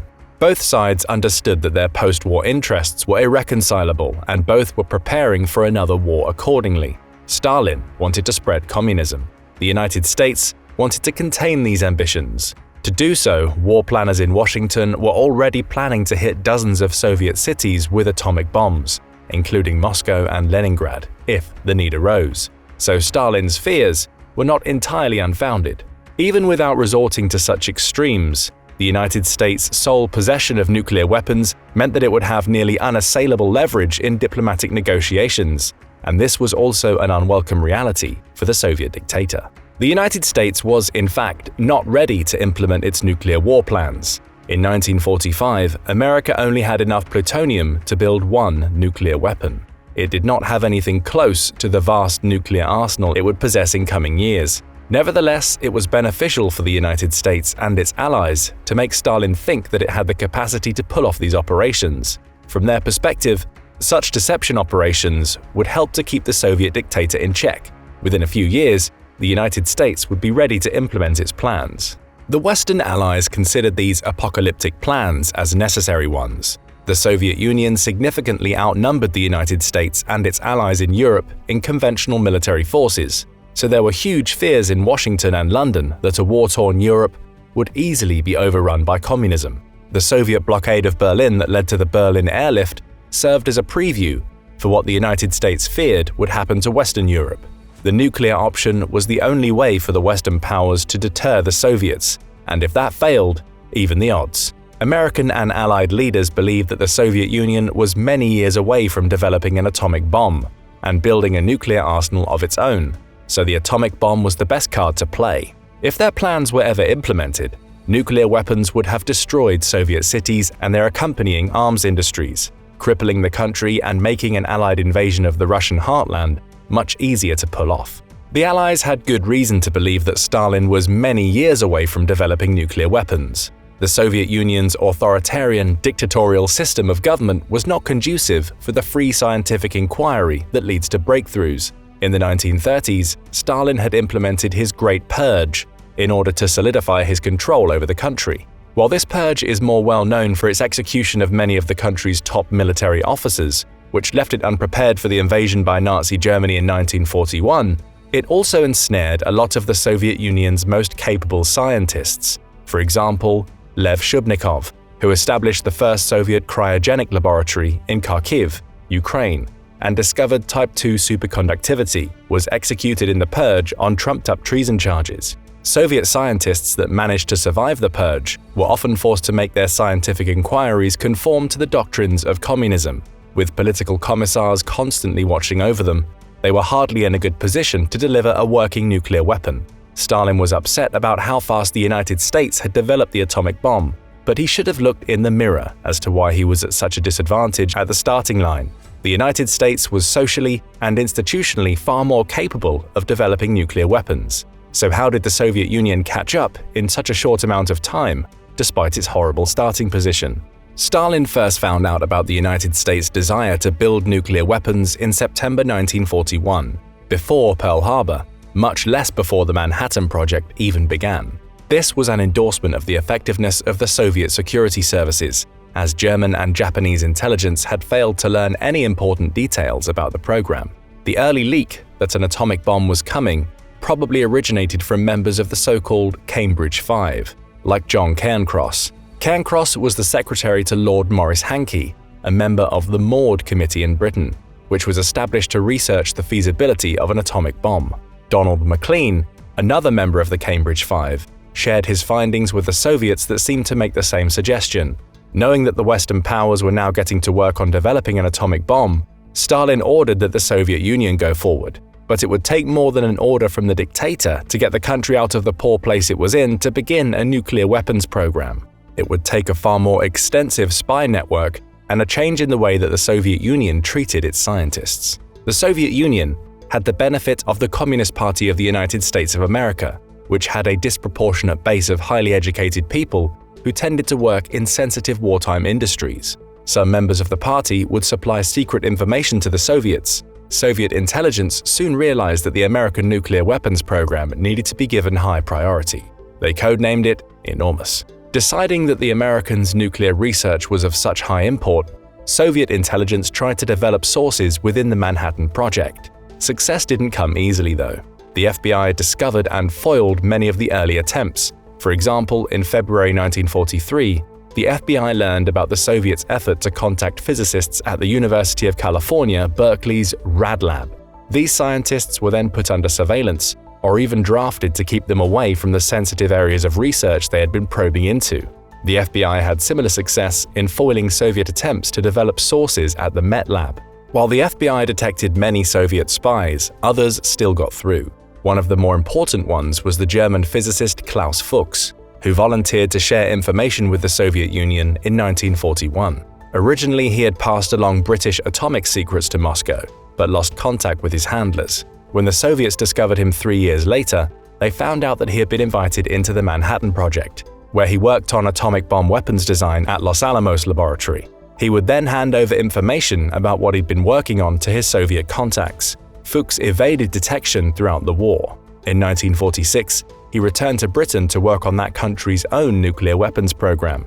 Eventually, he would be caught there and confessed to all of his activities in 1950. Theodore Hall was another source for Soviet intelligence that worked at Los Alamos. He first made contact with his Soviet handlers in November 1944. Hall was not as good of a source as Fuchs, but he supplied the Soviets with critical information on the plutonium implosion process later seen in the Fat Man bomb. His information therefore served as an important backup for the documentation which Fuchs had provided. American intelligence agents picked up Hall in the early 1950s, but unlike Fuchs, he refused to confess. Because the federal government did not want to expose that a Soviet intelligence agent had infiltrated the Manhattan Project, and because his espionage activities had ended by then, he was not prosecuted in open court and allowed to go free. The British physicist Alan Nunn May was yet another Soviet source in the Manhattan Project. He did not work at Los Alamos, but rather worked on Canada's effort to create a heavy water-moderated reactor at Chalk River, Ontario. He did, however, visit the Met Lab several times and had one encounter with the Manhattan Project's leader, Leslie Groves. He passed everything he learned about nuclear technology to his Soviet handlers. The Italian physicist Bruno Pontecorvo also served as a spy for the Soviet Union in the Manhattan Project. Before the war, Pontecorvo had studied under the esteemed Enrico Fermi. However, Pontecorvo was Jewish and had to escape Nazi-dominated Europe several times. Once he was safe, the British invited him to join their nuclear research program, and he was sent to the Chalk River facility, where he shared information with the Soviets. He eventually defected to the Soviet Union in 1950, where he continued to work as a physicist. The most famous case of Soviet espionage in the Manhattan Project involved Julius and Ethel Rosenberg. Although neither of them worked in it, husband and wife were devoted communists, and Julius, an engineer, had been involved in industrial espionage for years. He had even created a network of like-minded engineers throughout the United States, all of those whose knowledge he passed on to the Soviet Union. The Rosenbergs infiltrated the Manhattan Project through Ethel's brother, David Greenglass, an army machinist who was assigned to the Oak Ridge facility in 1944. From there, he moved to Los Alamos, where he became a member of the Special Engineering Detachment and began working on the implosion method seen in the Fat Man bomb. Greenglass passed the information he had learned along to his brother-in-law, who in turn passed it on to the Soviets. Julius later developed a second source in the Manhattan Project, Russell McNutt, who provided secrets about the process of manufacturing weapons-grade uranium. After Klaus Fuchs confessed to his involvement in espionage, the FBI honed in on Greenglass and the Rosenbergs. Greenglass was given a 15-year sentence. He later said he was young, stupid, and immature, but a good communist. McNutt never saw a day in court. Meanwhile, the Rosenbergs were executed in 1953. The Soviets infiltrated the Manhattan Project in other ways too. Even 80 years later, some of their spies in the program have still not been identified. They are known only by their code names over cables. The Soviets' effort to infiltrate the Manhattan Project succeeded because of their large pre-existing spy network and the number of Americans who were sympathetic to communism. There was an ideological devotion to the effort on the part of the spies in the Manhattan Project. They largely did not do what they did for financial reasons. Fuchs, for example, had refused an offer of $1,500 by Soviet intelligence. That money would be worth about $26,200 in 2023. There is debate about whether Fuchs was a hardcore communist or someone who believed that the world would be more dangerous if there was a one-country monopoly on nuclear weapons. Fuchs seemed to confess to the latter when he admitted his involvement in everything. Meanwhile, to protect the security of the espionage efforts, none of the Soviet spies in the Manhattan Project were aware of the other's existence or activities. According to US government sources, the Soviet spying probably hastened Moscow's acquisition of the atomic bomb by at least 12 to 18 months. The bomb the Soviets tested on August 29, 1949, called RDS-1, was almost identical in its design and operation as the Trinity test 4 years earlier. This was the plutonium-based implosion device, which was of the same type used in the Fat Man bomb dropped on Nagasaki. Back in the Soviet Union, institutional changes were needed to make the most of the stolen secrets. Many of the country's best scientists were working on conventional weapons programs in response to wartime demands. That began to change with the help of Gregory Flyarov, who discovered spontaneous nuclear fission with Konstantin Petrizak in 1940. Spontaneous fission is, as it sounds, the decay of a heavy atomic element like uranium into a lighter one purely by chance. Flyarov looked at the literature of Western countries and discovered that there was nothing in the physics journals about nuclear fission research. To him, that could only mean one thing: Western governments were censoring nuclear fission research, and the likeliest reason for that was out of the pursuit of an atomic bomb. Flyarov then told other scientists, defense officials, and even Joseph Stalin himself that the Soviet Union would need to build a nuclear weapon without delay to prevent it from falling even further behind the West. In 1943, Flyarov ended his role as an aircraft engineer and was given an exclusive mission of contributing to the Soviet Union's nuclear research. Igor Kirkochov was placed in charge of the scientific aspect of the project, and he proved to be good at what he did. The Soviets also engaged in a race with the Western Allies for the best scientists in Germany. Germany was not, as they all feared at the time, ahead of the United States in nuclear weapons research, but there was still a number of capable scientists the Soviet Union wanted to get its hands on. One of them was Nicholas Riehl, a nuclear physicist. To get him, the Soviets staged a deception campaign. Flyarov asked Riehl to make a visit to Moscow for a few days. It turned out to be a 10-year period of captivity, although Riehl lived in luxury for the duration of his stay, as long as he helped the Soviets in their nuclear weapons research. Stalin even gave him a dacha. In 1943, Soviet scientists rescued a cyclotron from the Radium Institute in the besieged city of Leningrad. The cyclotron, invented by Ernest Lawrence in 1931, was one of the earliest models of particle accelerator and is still used as the first part of some multi-stage particle accelerators. Cyclotrons use electromagnetic forces to accelerate charged particles in a spiral pattern, progressively increasing in speed from the center of the machine to its edge. Once there, a deflector draws out the particles as a high-energy beam. Manhattan Project scientists had used the cyclotrons at their disposal to enrich uranium and test fission cross-sections. The Soviets moved their cyclotron to Moscow. The Soviets had intelligence, had slowly begun to reform the way they employed their scientists, and the necessary equipment to begin an atomic bomb project. The problem now was that they lacked the uranium they needed. To make up for this deficiency, the Soviets plundered 340 kilograms of metallic uranium from Germany. They also found 100 tons of uranium oxide hidden inside barrels of lead in a tanning plant upon reaching the Kaiser Wilhelm Institute in Berlin. The Soviets developed a domestic supply source too, mining uranium with their vast supply of slave labor. The Soviets were soon mining uranium from locations all over Eastern Europe that had fallen under its domination in the aftermath of the war. With the espionage network, the uranium, and the scientific team in place, the Soviet Union was ready to begin its atomic bomb project in earnest. The American demonstration of the power of nuclear weapons at Hiroshima and Nagasaki made Stalin double down on his desire to create a nuclear weapon as quickly as possible. With this determination in place, and with the nuclear scientists being given free rein to focus only on atomic weapons development, the Soviet Union produced 3 tons of uranium ore every week by the late summer of 1946. Stalin had even told Kirkochov to come to him often so that he could get whatever he needed. For a dictator who had built his power on making people fearful and uncertain about how they should approach him, this declaration was as close to a guarantee of safety and plenty as one could have in the Soviet Union during Stalin's time in power. The participants in the Soviet atomic bomb program got to live in luxury, while famine struck the country in 1946 and 1947. The Soviet program, called KB-11, was even bigger than the Manhattan Project. While the American nuclear research effort had involved about 130,000 people working on it in some capacity, KB-11 had around 500,000. Not all of those involved in either attempt worked on the bombs. Many were contractors that built infrastructure. Since the Soviet Union had the benefit of slave labor from its array of gulags, it may not be surprising to see that this program was bigger. Some of the conscripted laborers resisted their indentured servitude and were executed, That dynamic helped the Soviet Union progress rapidly in its nuclear research, even though it had started the race in the worst position. With an army of unfree labor to call on for some of the most grueling tasks in the program, like building and mining, the work tended to progress rapidly.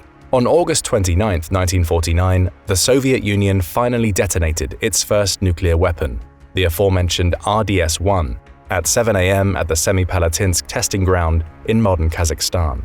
The yield of this weapon was about 20 kilotons, the same as at Trinity and Nagasaki. The Americans called the bomb Joe 1, after Stalin. Truman announced the Soviets' successful test to the American public a month later. Though the United States and its allies expected the Soviet Union to eventually possess a nuclear weapon, they did not expect it to come as early as it did. American and British intelligence, in fact, did not expect the Soviets to get their hands on a nuclear weapon until the mid-1950s. It was only around that time that the extent of the Soviets' infiltration into the Manhattan Project and other facets of nuclear research started to become recognized. The Soviets were even more efficient in catching up to the United States in developing a thermonuclear weapon, a hydrogen or staged fusion bomb. The United States detonated its first thermonuclear device, the 10-megaton Ivy Mike, on November 1, 1952. The Soviets followed with RDS-6, codenamed Joe 4, less than a year later, on August 12, 1953.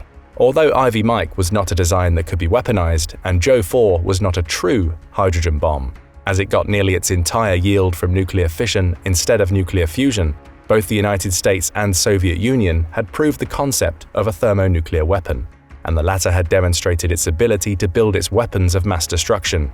It was no longer the backwater in nuclear science that it had been before World War II. The era of nuclear monopoly had been much shorter-lived than America hoped for, and mutually assured destruction would be the status quo between the superpowers for the rest of the Cold War. The MAD doctrine still lingers large over Russo-American relations today. What else do you think may have been important in the success of the Soviet nuclear program? Don't forget to let us know in the comments. Also, make sure to hit the like button and subscribe for more military analysis from military experts. It's 2023 and we are witnessing the tense tug-of-war of current global affairs, where the shadow of the Ukraine conflict casts a familiar chill. Ever heard of the Russo-Japanese War? Well, our military experts are here to talk about it today, and here's why. This is not your typical history lesson. This is a tale of audacity, ambition, and unexpected outcomes. Picture this. It's the early 20th century. Conflict between two great powers is about to break out in the Pacific, following a surprise attack by Japan on one of its enemy's most important naval bases. The coming war will have vast consequences, changing the course of world history and balance of power in Asia in ways few could imagine. But this isn't 1941, it's 1904. The naval base Japan is attacking doesn't belong to the United States, but to the Russian Empire. And the war about to be fought will not end in Japan's unconditional surrender, but in its rise to the status of a modern military power. Often overlooked today, this is the story of one of the most important conflicts of the 20th century, the Russo-Japanese War. Today, let's dive into this fascinating period of military history. Like many other conflicts of its day, the Russo-Japanese War had its roots in the colonial expansionism of European empires. By the early 17th century, the Russian Empire had grown to immense proportions, even securing its hold over the frozen reaches of Siberia. But the empire's attempt to expand southward into East Asia were repeatedly blocked by China well into the 18th century. In an effort to secure more warm water seaports during his rule from 1825 to 1855, Russian Emperor Nicholas I began a policy of expansion. And after Russia's defeat in the Crimean War of 1853–56, this process mainly took place in the empire's Far East. Russia's Pacific expansion continued for several decades. As China's power declined due to European colonialism and events like the Taiping Rebellion, it was eventually forced to cede large chunks of territory to Russia. For the next 30 years, Russia consolidated its borders in the Pacific region, founding the crucial port of Vladivostok in 1860. But after the ascension of Emperor Nicholas II in 1894, putting it in direct competition with Asia's most prominent rising power, Japan. Japan's transformation from a backwater feudal state into a modern industrialized empire began in 1868. That year marked the end of the Tokugawa shogunate, and the restoration of the Meiji Emperor to power after nearly 500 years of isolated military rule. During the Meiji era, Japan began an incredibly rapid process of political, economic, military, and social change, resulting in both modernization and westernization. Observers were astonished at the pace of this transformation, such as journalist George Rittner, who noted that in less than 20 years, Japan has acquired the knowledge it has taken us centuries to learn. As Meiji Japan grew in power, it began to present a challenge to other regional powers, including Russia. During the Sino-Japanese War of 1894–95, Russia provided military support to the Chinese Qing dynasty, putting the two countries in direct competition. Despite this, Japan triumphed over Imperial China, leaving it as the strongest power in East Asia by the turn of the 20th century. This competition intensified as Tsar Nicholas set his sights on the Liaodong Peninsula, located in present-day China. The Russian Empire already leased a port on the Liaodong Peninsula from China, then named Port Arthur, but it wanted to have a base of naval operations totally under its control. Given the Russian Empire's history of military expansionism, the Japanese initially tried for a deal, offering to cede control of Manchuria in northeastern China. Under the terms of the proposal, Japan would have maintained influence over Korea and headed off Russian ambitions. But this was not to be. Russia refused Japan's offer and demanded that Korea north of the 39th parallel serve as a neutral zone. Thus, when negotiations broke down in 1904, Japan opted to go to war, a scenario it had long been preparing for. By that year, the country's armed forces had grown to around 400,000 men, and it boasted the fourth largest navy in the world, while a staggering 82% of the national budget was devoted to military spending. The new military was highly professional, modeled off the Prussian General Staff and prioritizing education and tactical leadership over inherited position. It also managed to replace the long-standing clan loyalties in Japanese society with emerging nationalism, inspiring an almost fanatical loyalty summed up in the reminder to soldiers that duty is heavier than a mountain, while death is lighter than a feather. The Imperial Japanese Navy both modeled itself off the British Royal Navy and managed to acquire top-of-the-line British-built capital ships, which it would soon put to good use. Together, these factors made the Japanese military one of the most battle-ready forces in the world. The contrast with Russia couldn't have been more stark. Following centuries of expansion, by the start of the 20th century, the Russian Empire had entered a period of stagnation. Despite being more than 1 million strong, most of its vast army was in Europe, while only 150,000 were actually stationed in the Far East. The vast majority of these were undertrained, poorly equipped, and severely lacking in organized leadership. Its officer corps was mainly composed of aristocrats who received their positions due to favoritism, not ability. The Russian Imperial Navy was in a similar state by 1904. Most sailors come from landlocked areas and had almost no real experience at sea, while many officers did not even know the names of those serving under them. And while Russia had 7 battleships and 11 cruisers near Port Arthur and Vladivostok, they were far older than Japan's fleet and also in poor repair.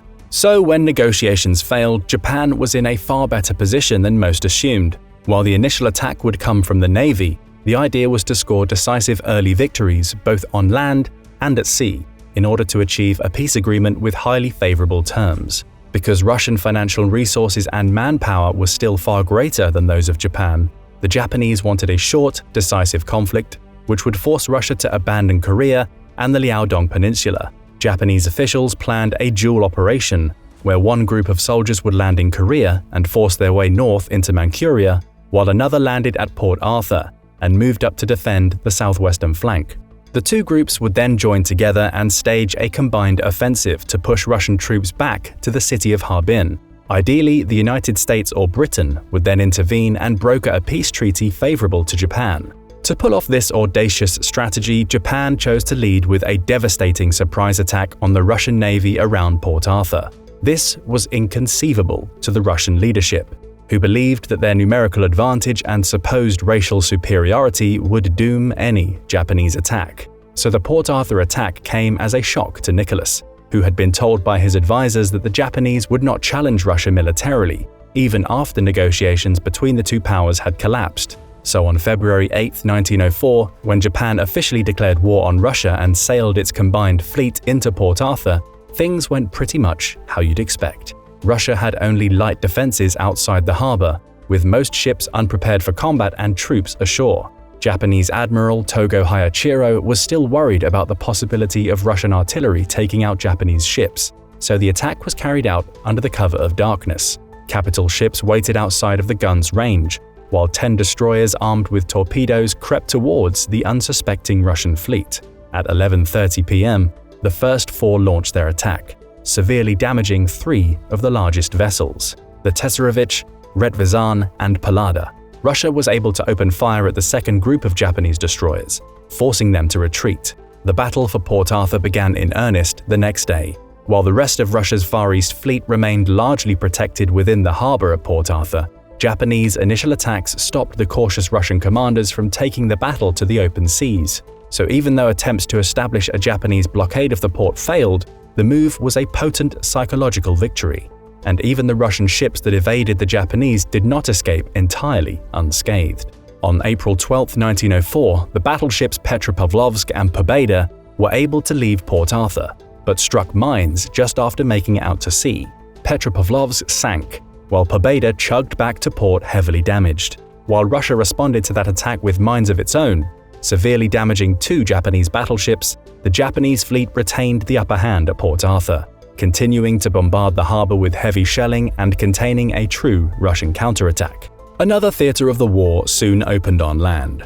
Without waiting for a major victory at sea, the Japanese had begun in March transporting their First Army, under the command of General Temamoto Kuroki, across the sea to Korea, landing it at Incheon, not far from Seoul, and at Nampo in the north. Many days later, the Japanese army moved into position on the town of Uju, on the Yalu River. On May 1st, the Japanese attacked, and after brutal fighting defeated the Russians by storming across the river. Japanese losses were about 1,100 men out of a force of 40,000, while Russian losses were 2,500 out of a force of 7,000 defending troops. The Battle of the Yalu River was incredibly significant. Although the outnumbered Russians made an orderly withdrawal and did not suffer overwhelming losses, it was Japan's first successful battlefield victory against a Western country. The next major turning point was the Battle of Liaoyang, where after 9 days of stubborn fighting, the Japanese won a significant victory in spite of inferior numbers,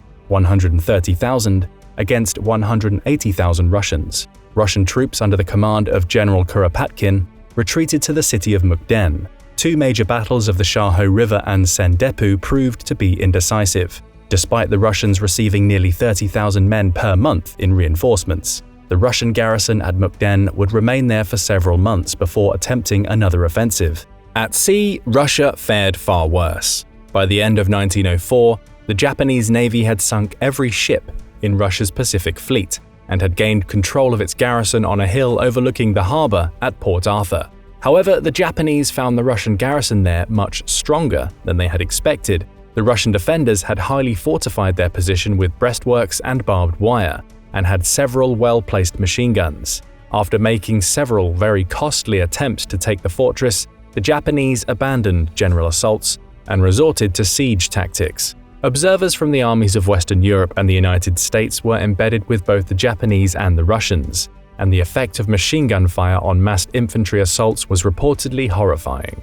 However, the lessons of Port Arthur would be essentially ignored by European commanders, who would replicate the same human wave tactics on the Western Front during World War I. But despite the huge casualties, Japan continued its relentless siege of the port. Then, in early January 1905, Russian Major General Anatoly Stessel, commander of the Port Arthur garrison, decided to surrender, surprising both the Japanese and Russian leadership in Moscow. Stessel, believing that the harbor was no longer worth defending in the face of humiliating losses and trying to save his men, that meant Japan had achieved another hugely significant victory in the war. Perhaps unsurprisingly for Russia, Stessel was later convicted of treason and sentenced to death for his decision, though he would ultimately be pardoned. After the freezing winter of 1904 forced a temporary slowdown in the fighting, things resumed in the spring of 1905. This set the stage for the last and greatest land battle of the war, the Battle for Mukden. From February 19th to March 10th, 1905, Kuropatkin decided to attack, but was cut off by the Japanese advance. This left 3 Russian armies facing the Japanese, together comprising a massive force of 330,000 men and 1,475 guns. This force faced off against 3 Japanese armies under the command of Marshal Iwayo Oyama, who had some 270,000 men and 1,062 guns. The following struggle was the largest battle of the modern era fought prior to World War I, and potentially the largest single battle in world history up to that point. The resources expended also marked the beginning of modern warfare as we know it. In 10 days, the Japanese side alone fired 20.11 million rifle and machine gun rounds and almost 300,000 artillery shells, roughly the same amount of ammunition as the Prussian army used across the entire 191-day Franco-Prussian War. Losses in the Battle of Mukden were also exceptionally heavy, with approximately 89,000 Russian and 71,000 Japanese casualties. The battle left both sides essentially unable to continue the land campaign. Kuropatkin retreated his forces to the north, allowing Japan to take over the mostly ruined city of Mukden. The Japanese forces were in similarly poor shape despite their victory, and it would fall to the country's navy to win the final, decisive victory of the war, the Battle of Tsushima. The Russian leadership in St. Petersburg had decided to send their larger Baltic fleet to East Asia under the command of Admiral Zinovy Petrovich Rozhestvensky, assuming that once the Russians had gained control of the sea, the Japanese campaign would collapse. The Baltic fleet spent the entire summer of 1904 preparing to sail, and it set out from Latvia on October 15, 1904. Mid-voyage at Nosy Bay near Madagascar, Rozhestvensky learned of the surrender of Port Arthur and proposed returning to Russia. However, since naval reinforcements were already on their way from the Baltic via Suez in early March 1905, he made the very foolish choice to proceed toward Japan. Rozhestvensky linked up with his reinforcements off the coast of modern Vietnam, and his full fleet seemed to be a powerful armada. In reality, however, many of the Russian ships were old and unserviceable, especially compared to Japan's modern fleet. So early in May 1905, the fleet reached the China Sea, and Rozhestvensky headed towards Vladivostok via the Tsushima Strait. Japanese Admiral Togo lay in wait for him off the southern coast of Korea near Busan. On May 27th, as the Russian fleet approached, Togo attacked. The Japanese ships were far superior in speed and firepower to the outdated Russian vessels. In the course of the 2-day battle, over 2/3 of the Russian fleet was sunk. 6 ships were captured, 4 reached Vladivostok, and 6 fled and took refuge in neutral ports. It was an overwhelming defeat for Imperial Russia. After voyaging 7 months and getting within a few hundred miles of its destination, the Baltic fleet was totally shattered, and with it, Russia's imperial dreams in the Far East. Tsushima is also an often overlooked watershed moment in 20th century military history. The battle was the only decisive engagement ever fought between modern steel battleship fleets, and the first in which radio communications played an important role, allowing for improved coordination between Japanese vessels and commanders. The battle was described by British military official Sir George Clark as by far the greatest and most important naval event since Trafalgar. For Russia, the disastrous conflict had seriously aggravated unrest inside the country, and the surrender of Port Arthur, followed by the loss of Mukden and the devastating defeat at Tsushima, made the emperor accept an offer of mediation by the US President Theodore Roosevelt. Negotiations were held in the state of Maine from August to September. In the resulting Treaty of Portsmouth, Japan gained control of the Liaodong Peninsula and Port Arthur, the South Manchurian Railway leading to the port, as well as half of Sakhalin Island. Russia agreed to evacuate southern Manchuria, which was restored to Chinese control, and Japan's colonial control of Korea was recognized. Roosevelt would be awarded the Nobel Peace Prize for his role in ending the conflict. The war would have far-reaching geopolitical consequences. The costly and humiliating Russian defeat left the Russian Empire demoralized and added to Russians' growing anger at the failed policies of Tsar Nicholas II. It would help the rising popular anger that ultimately resulted in the overthrow of the government during the Russian Revolution of 1917 and the eventual establishment of the Soviet Union. The war also began to shift the global balance of power, marking the first time in modern history that an Asian nation had defeated a European empire in combat. It was the beginning of a long period of intensified warfare involving global powers in the Pacific region. Similarly, in her book The Guns of August, American historian Barbara Tuchman argued that because Russia's loss destabilized the balance of power in Europe, it emboldened the Central Powers and contributed to their decision to pursue war in 1914. The outcome of the war also increased Western alarm over Japan, sparking the racist Yellow Peril myths. It also damaged the notion of white supremacy that was widespread in most Western countries. The victory also established Japan as the greatest naval power outside of Europe, which, as military historian Jeffrey Reagan has argued, created a legend that was to haunt Japan's leaders for 40 years. A British admiral once said it takes 3 years to build a ship, but 300 years to build a tradition. Japan thought that the victory had completed this task in a matter of a few years. It had all been too easy.